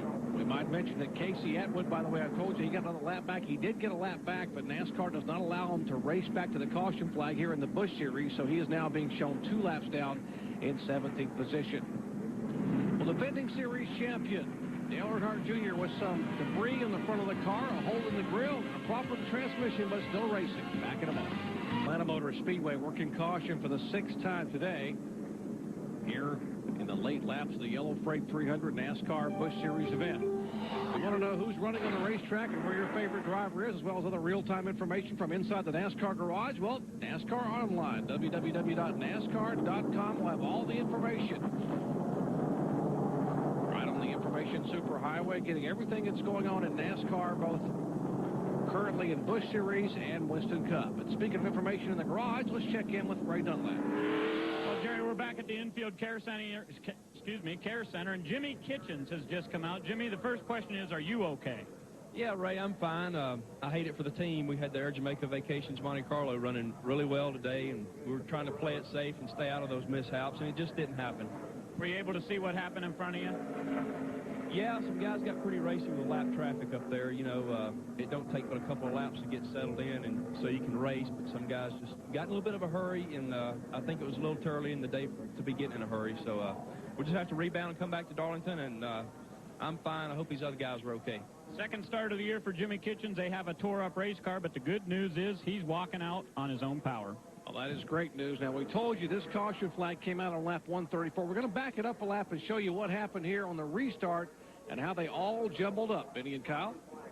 Well, as I said, the first 10 cars did not pit. Now, they're out there with worn tires. Mike Skinner, at the very top of the screen, he is the first car that pitted. He has 4 fresh tires. There he drives under Tony Rain. He takes 10th spot away. And there we see the 5-car Dick Trickle. He goes by him. There we see Jimmy Kitchens we just talked to in the 22 car. And watch Skinner, he just blows by Kitchens. Now he's going to run across some 3 abreast. That's Bobby Hill in the 8 car. And also Glenn Allen in the 38 car. He goes 3 wide, goes by these guys. And there he goes on the inside of Barrier. He pulls up behind Jeff Bodine. Now here's the contact between Parsons and Bodine. And Skinner, by being up that far, he avoided being in this accident.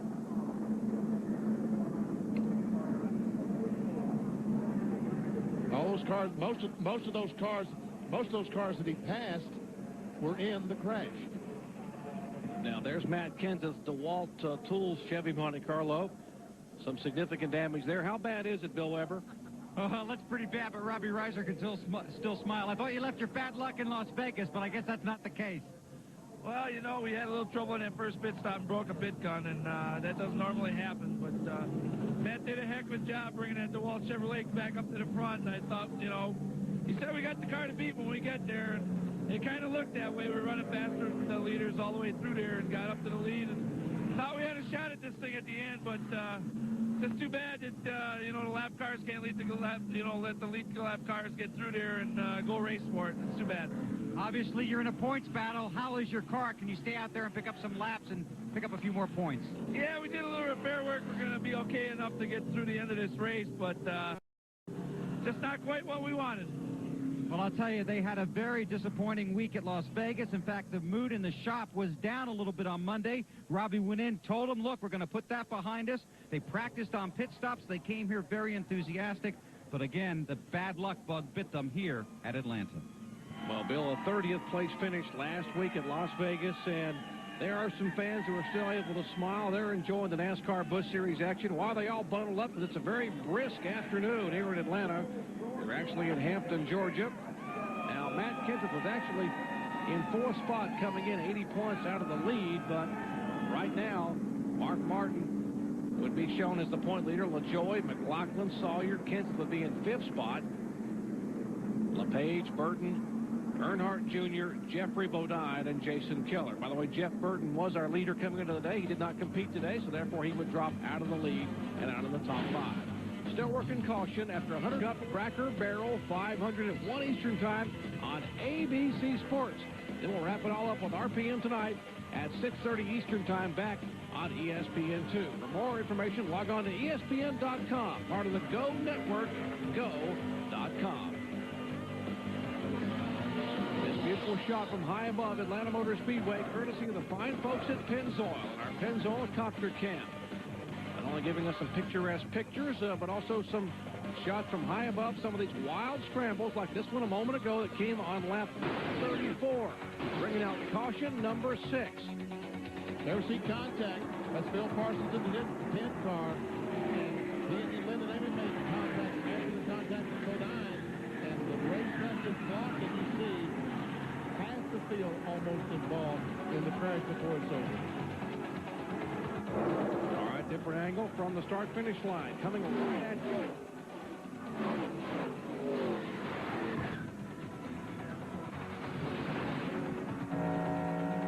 Now from the roof cam of the Winn-Dixie Ford. Mark Martin goes directly to the grass, but right there in the grass is Jeff Green. They make contact, and around goes Mark. Well, pit road now finally being opened up to allow some of these cars to come on for their stops. So far, no one has been into the pits. We'll update again the cars involved. Phil Parsons, Jeffrey Bodine, that was the original contact. Lyndon Amick, Wayne Grubb has been taken from his car. We'll get an update as soon as possible. Matt Kenseth, Dick Trickle, Jimmy Kitchens, Michael Waltrip, Jeff Green, and Mark Martin, the cars involved. Let's check in the pits once again with Bill Weber.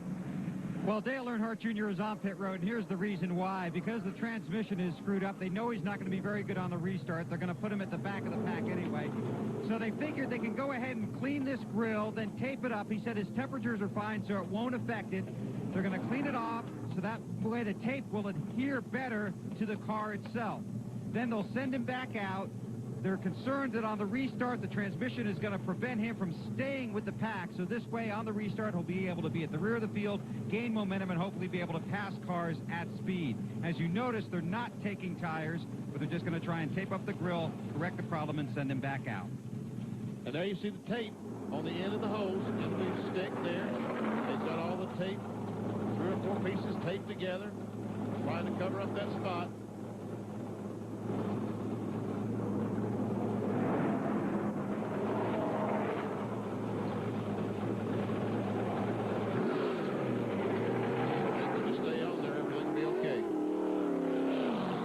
Being done there. There's Mark Green's on to go car.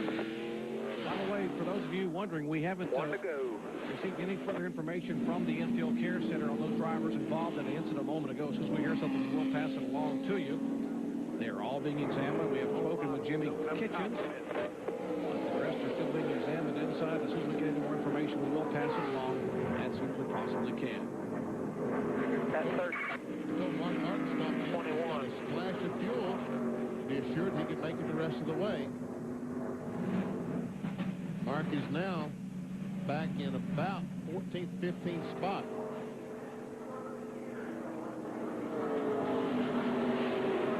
Well, NASCAR is saying there may still be some speckles of debris. They want to look at the track one more time, so they will call off the start.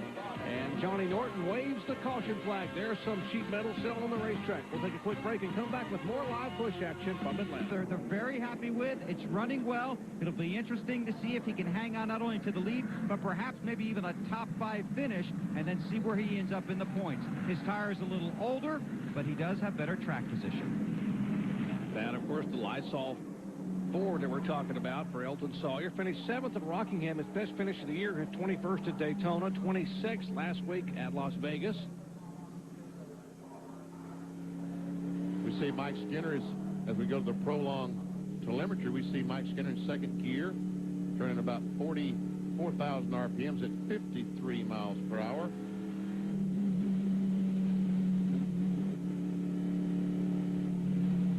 That's Jeffrey Bodine directly in front of him. In third spot, Mike Skinner, you're riding along with. He's in fourth spot. This is the Yellow Freight onboard camera.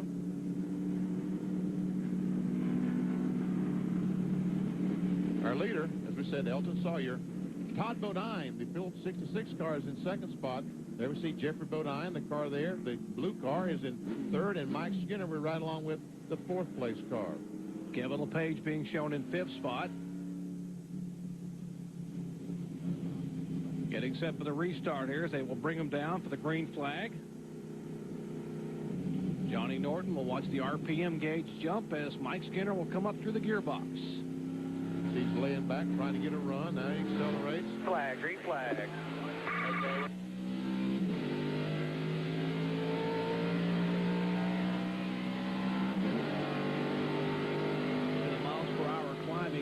Now in the fourth gear at 140 miles an hour. You wouldn't dare shift your passenger car at 140, I hope. Bobby Hillin on the inside as Jeffrey Bodine gets by.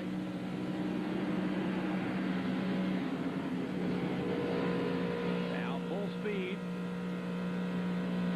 for Mike Skinner.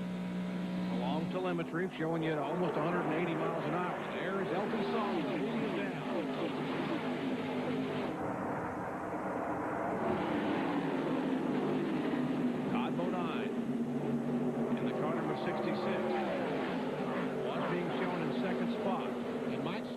By Jeffrey Bodine, takes him that third spot. Now he's on the inside of Todd Bodine. This is for second spot. Meanwhile, Todd Bodine trying to go on the outside of Casey Atwood, and he can't get by Atwood. Doesn't appear to be.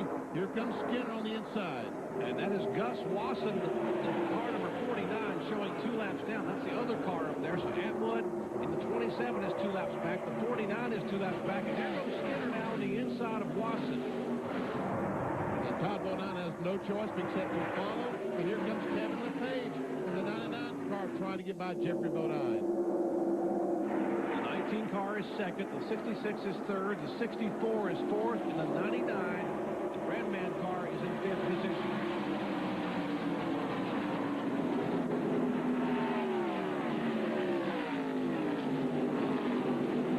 And Skinner is closing. He's closing on the leader.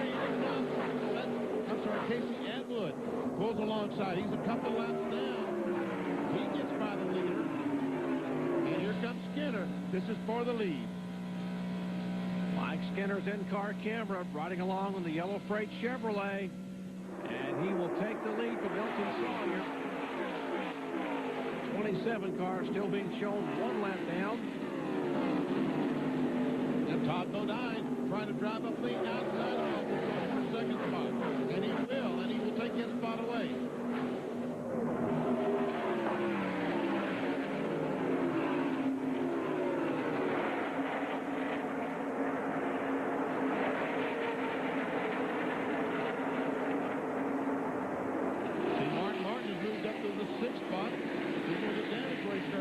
fast. He goes by.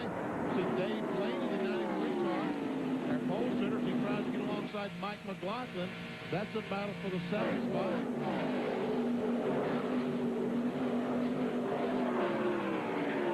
Side-by-side action here now. Less than 40 laps to go at Atlanta Motor Speedway. The Yellow Freight 300 NASCAR Busch Series event. Blaney, the Amoco Pontiac, sneaked to the inside, edging his way on the bottom of the racetrack beneath the 34 car of McLaughlin. They nearly touched. I don't remember where Blaney was in that accident. I saw him head out through the grass, but he got clear to have damage. Of the front runners, he and Skinner and maybe one other car are really the only two that really didn't come out of, or that came out of it unscathed. Mike Skinner is pulled away.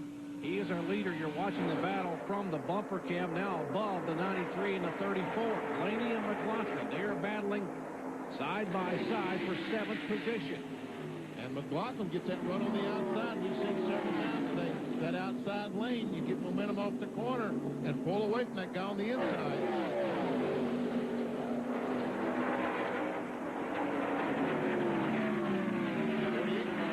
Allen behind us, Tucson. The 60 car, left side of your screen, that is the 6th place car. These guys battling for 7th and 8th. They finally settled that. There's a 93 car. Takes over the 7th spot.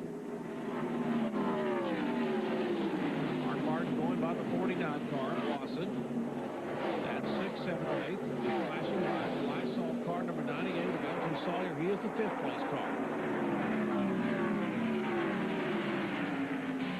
Now for Mark Martin's bumper cam. Taking a look back at the front grille. A close-up look at that Amoco Pontiac.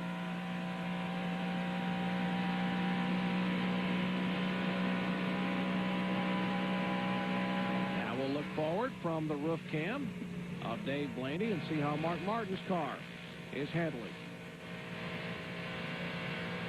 Well, Wayne Grubb was involved in the incident and cut out of a car a little bit ago, taken to the care center. Kevin Grubb, Wayne's brother, is now standing by to give us an update. Let's check into the pits. Well, thank you, Jerry. Let's get that update. Can you tell us how your brother is? He's looking pretty good. I went in there and talked to him. He's a little tired and woozy, but I think he hurt his shoulder a little bit, his right shoulder. I don't think it's anything real serious, but they're gonna fly him and one other driver out to the hospital and just check everything over. Right now, everything's looking good. How's the mood inside there in the care center? He's I think he's just real stiff right now, but he was kind of getting around there before I left, so I think it's fine. Wow, that is really, really great news. They are going to transport him, and we will keep you updated here as other drivers come out of the care center.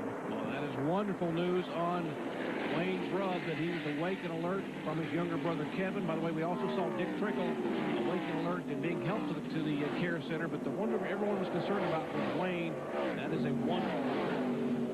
Sure is. We see Dave Blaney during that report been able to get by. Oh, and see Jason Keller, 57 car, the IGA car, almost some contact between he and Earnhardt Jr. So Dale Earnhardt goes into the 11th spot. And here's Jeff Green, the 32 car, trying to make a move for position. That's something to do with Jeff a couple laps out. He was involved in the crash with Mark Martin.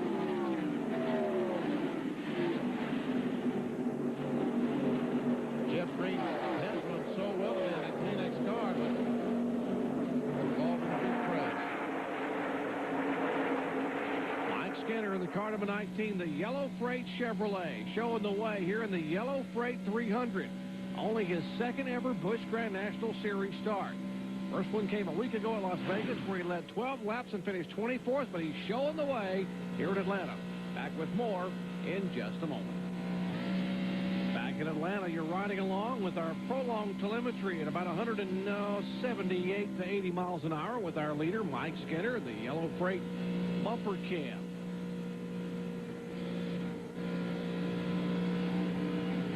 Right now, he's in pretty heavy traffic as he comes off the corner. There he goes by Tony Raines, the 74 car. And there we see he's trying to chase down Casey Atwood with 27. Atwood is a lap down. He passed the leader, 10 or 12 laps ago, has stayed in front of Mike Skinner. Might mention this is Mike Skinner's 9th career Busch start, his 2nd start here in 1999. And just received an update on Dick Trickle. They are going to transfer Trickle to an area hospital for observation and for some further tests, but he was awake and alert at the car when they were able to get him out and the care center to be checked out. And Dave Blaney has caught Jeffrey Bodine. This is a battle for the third spot, and Blaney is really, really fast. He and Mike Skinner, no doubt, have the two fastest cars right now. But can he catch Mike Skinner in the time remaining? It's doubtful.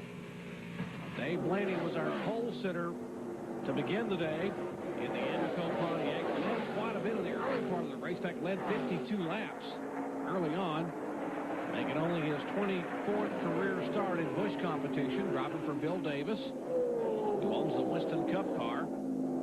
The Caterpillar Pontiac, driven by Ward Burton, who had a pretty good week last Sunday at Las Vegas. Blaney takes over that third spot. Now he chases another Bodine, Todd Bodine, the 66 car. Meanwhile, this is going on about 4.5 seconds behind Mike Skinner. You know, the interesting part here is that early in the race, Blaney was running a hybrid and making a pretty decent time. But everybody he's passed lately, he's passed right on that white line on the bottom.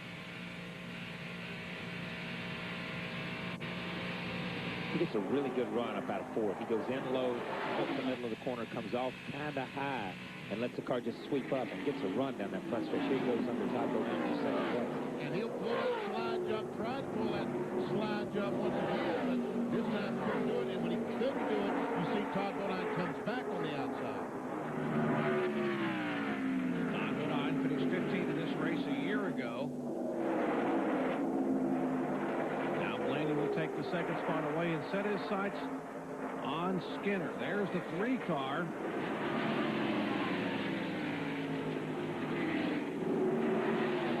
Behind that group in the 64 car. He's being phoned in 4th position. There's the guy they're chasing. Well, does Dave Blaney have enough time and enough laps to catch Mike Skinner? We'll find out when we come back to Atlanta Motor Speedway in just a moment. Right now, that's developing is the second place car, number 93, of Dave Blaney, who is catching him in a hurry. Let's check in the Skinner pits with Bill Weber. Well, Blaney may start closing that gap even quicker. Mike Skinner has told his crew his car has a bad push. About 5 laps ago, it was just a push. Now it's a bad push. He's having to let up a little bit. They're coaching him around this racetrack. Find your line. But they just told him about 2 laps ago, Blaney was picking up 0.2 a lap. And there's still 16 laps left. And there's Dale Earnhardt Jr. goes by Todd Bodine. He takes over the third spot. If we don't call Dave Blaney the chaser, then we got to call the 3 car Dale Earnhardt Jr. the chasee, because he seems to be closing in on Blaney. Put that car right on that white line. He has come from far back. They restarted at about 15th position, now being shown in 3rd spot. So the AC Delco Chevrolet here in the final laps. Skinner trying to hold on. 15 laps remaining. That time by Skinner was as fast as Blaney, but Dale Earnhardt Jr. was faster than both of them. Will there be enough time? Earnhardt Jr. is 6 seconds back. Just 15 laps to go. We'll check speeds at the line. Skinner, 178.828. The second place, Blaney is faster, and then Earnhardt Jr. is faster. Blaney chasing Skinner is faster than the 19, but the 3 is faster than both of them that time by. The question is, do they have enough time?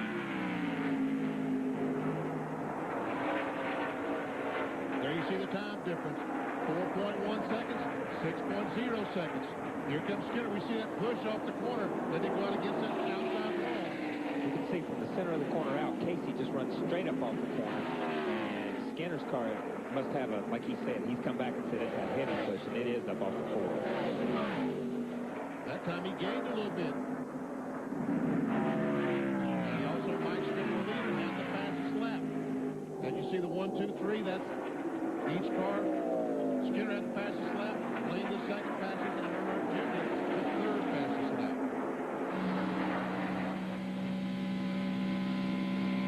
I'm sure David Rimmon and his crew has told Mike Skinner exactly what's going on and told him, it's up to you. There's no help for you for the next 12 laps. You've got to bring this car home. Continuing to show the 3 car with the speed at the line. Earnhardt Jr. in 3rd spot. That's Todd Bodine and Kevin LePage in the 66 and 99, rounding out the top 5.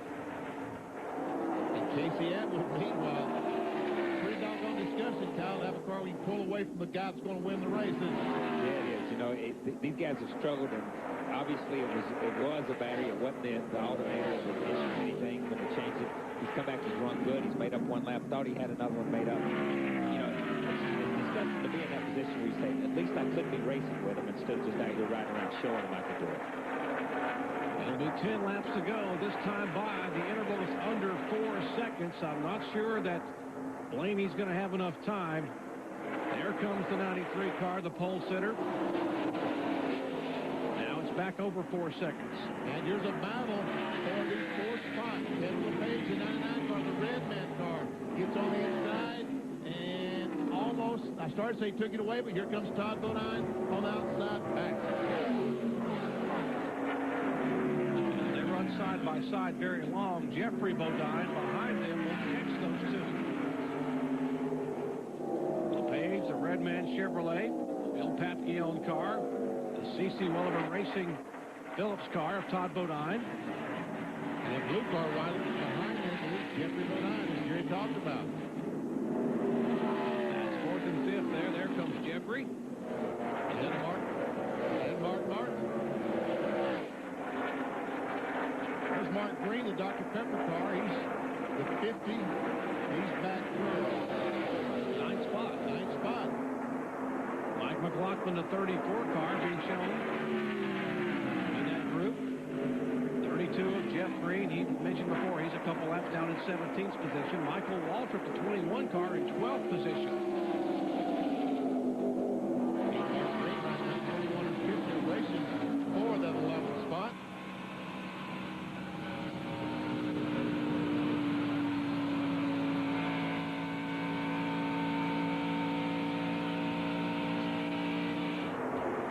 Here we go. Here comes Mark Martin up on the outside of Jeffrey Bodine. Oh, close. There we see Elton Sawyer and Todd Bodine. And that is 6th, 7th, and 8th. Right there, the 60 of Martin is 6th. Make Jeffrey Bodine 7th and Elton Sawyer 8th. 7 laps to go at Atlanta Motor Speedway. Still side by side. Mark Green, great run for the Washington Irving, Dr. Pepper Chevrolet. Joe Washington, Julius Irving, the 2 owners of that car, number 50. Mark Green finished 12th here last year, trying to get his best finish at Atlanta Motor Speedway. Side by side with Michael Waltrip in the Band-Aid Chevy.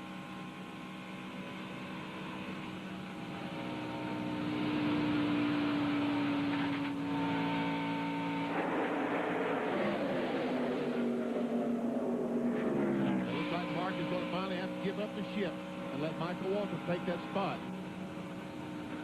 We see some damage to Michael Waltrip's left front there.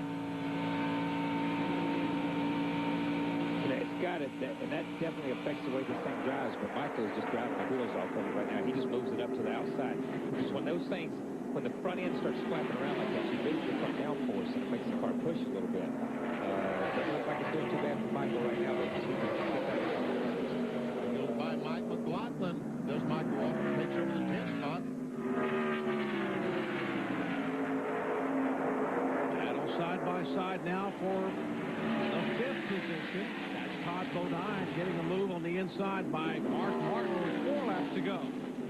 Watch this battle. We might mention the update on Dick Trickle. Precautionary CT scan being done at the medical center locally here. Wayne Grubb will have x-rays of the right arm and shoulder. Awake and alert. Of course, that's the official word here from the Speedway. Great news. But right now, Mike Skinner has a 3-second lead on the 2nd place car, Dave Blaney, with just 3 laps to go. Good battle for the 4th, 5th, 6th. There goes Mark Martin once again, trying Todd Bodine. Oh, he comes up, can't quite get alongside. He gets alongside, but he can't get that run up. Todd Bodine comes back. Kevin LePage, 99 car is the fourth-place car. Here's the battle for fifth. Martin's car slips a little bit. He keeps it out of Bodine. There is Jeffrey Bodine behind those two in the 64 car. Elton Sawyer is back there in the Lysol Ford. Now they are 2 by 2 with 2 laps to go.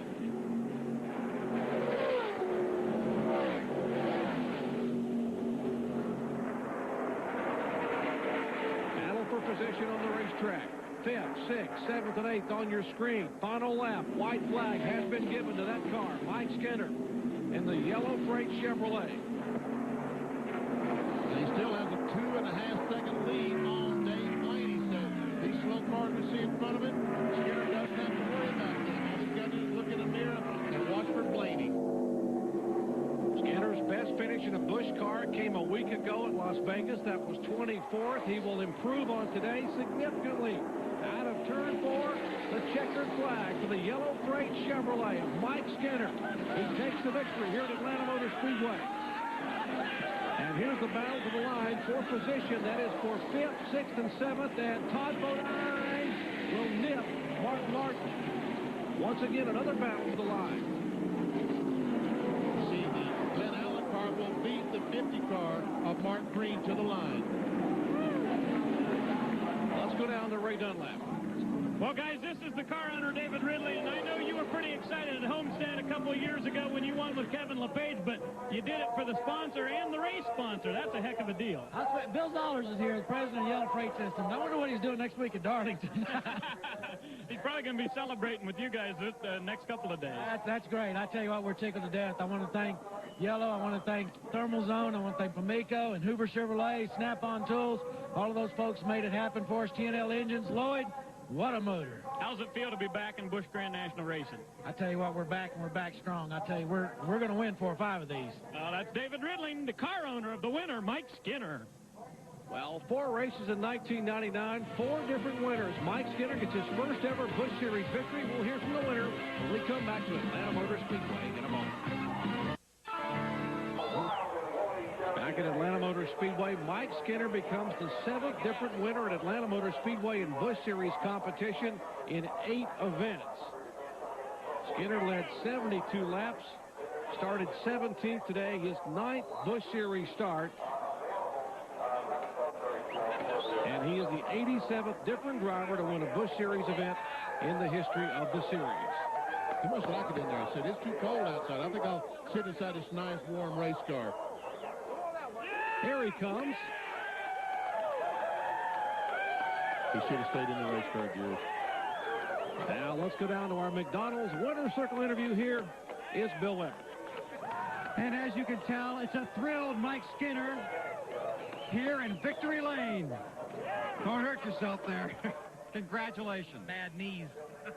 How about that, huh? You had a great race car and a great race. That was pretty awesome. You know, we struggled the whole time, and even, you know, practice yesterday morning, this Yellow Freight Chevrolet Monte Carlo was extremely loose. And I want to thank Larry McReynolds. I mean, he helped us, and Greg Ely, the guys on the 31 car, helped CR and everybody with this Yellow Freight Chevrolet. And, you know, we put a good shock package off of it from our car over there, and CR and the guys, they just worked their butt off, and got this thing going pretty good. The first 15 or 20 laps, it was really loose, and I said, oh, God, this is the rerun of yesterday. And the longer it ran, the better it got. We made some adjustments, put some bite in the car, and the thing was pretty awesome. And I knew Dave Blaney was coming, so I just slowed down and tried to watch that mirror and said, you know, let him come. Just I know he's going to run out of laps, but he drove one heck of a race. I want to congratulate him. And you know, it was a great day for Yellow Freight, and they sponsored the race. I think I tore the grass up out there a little bit. I'm probably going to get in trouble for that. That's okay. All right, congratulations. Best of luck tomorrow. Thank you. Mike Skinner in Victory Lane. And as you look at our unofficial final results, Mike Skinner takes the win. Benny Parsons, 15 cars finishing on the lead lap. 15 cars. What a great race it could have been if you just had all those cars finished involved in the crashes today. About 12, 15 cars crashed here at the Atlanta Motor Speedway, and some big-time race. And because of those accidents, you take a look at the 43 cars that started today, this will certainly jumble up the point standings as we head to Darlington Raceway next Saturday. Stop number 5 on the NASCAR Busch Season Tour at Darlington. The track too tough to tame. How about those points? Well, Mark Martin will be shown as our point leader. LaJoie in second spot. McLaughlin, there's a look at the top 10 in the point standings. For Ray Dunlap, Bill Weber, Kyle Petty, and Benny Parsons, I'm Jerry Punch. Once again, congratulating Mike Skinner on his first ever Busch Series win. This has been a presentation of ESPN, the worldwide leader in sports. For more, log on to ESPN.com, part of the Go Network, go.com. Once again, a great day at Atlanta Motor Speedway for the NASCAR Busch Series Grand National drivers, and Mike Skinner. For example of what teamwork. Motor Speedway, the ARCA Bondo Marhide Series coming to you live tonight on Speed Vision under the lights in Atlanta. Hi, everybody. I'm Ralph Shaheen. Welcome to our Speed Vision coverage here in Atlanta. I'm joined tonight by former two-time ARCA champion Bill Venturini. And, you know, Bill, a lot of these drivers have done a lot of racing under the lights, but on short tracks across the country, not on a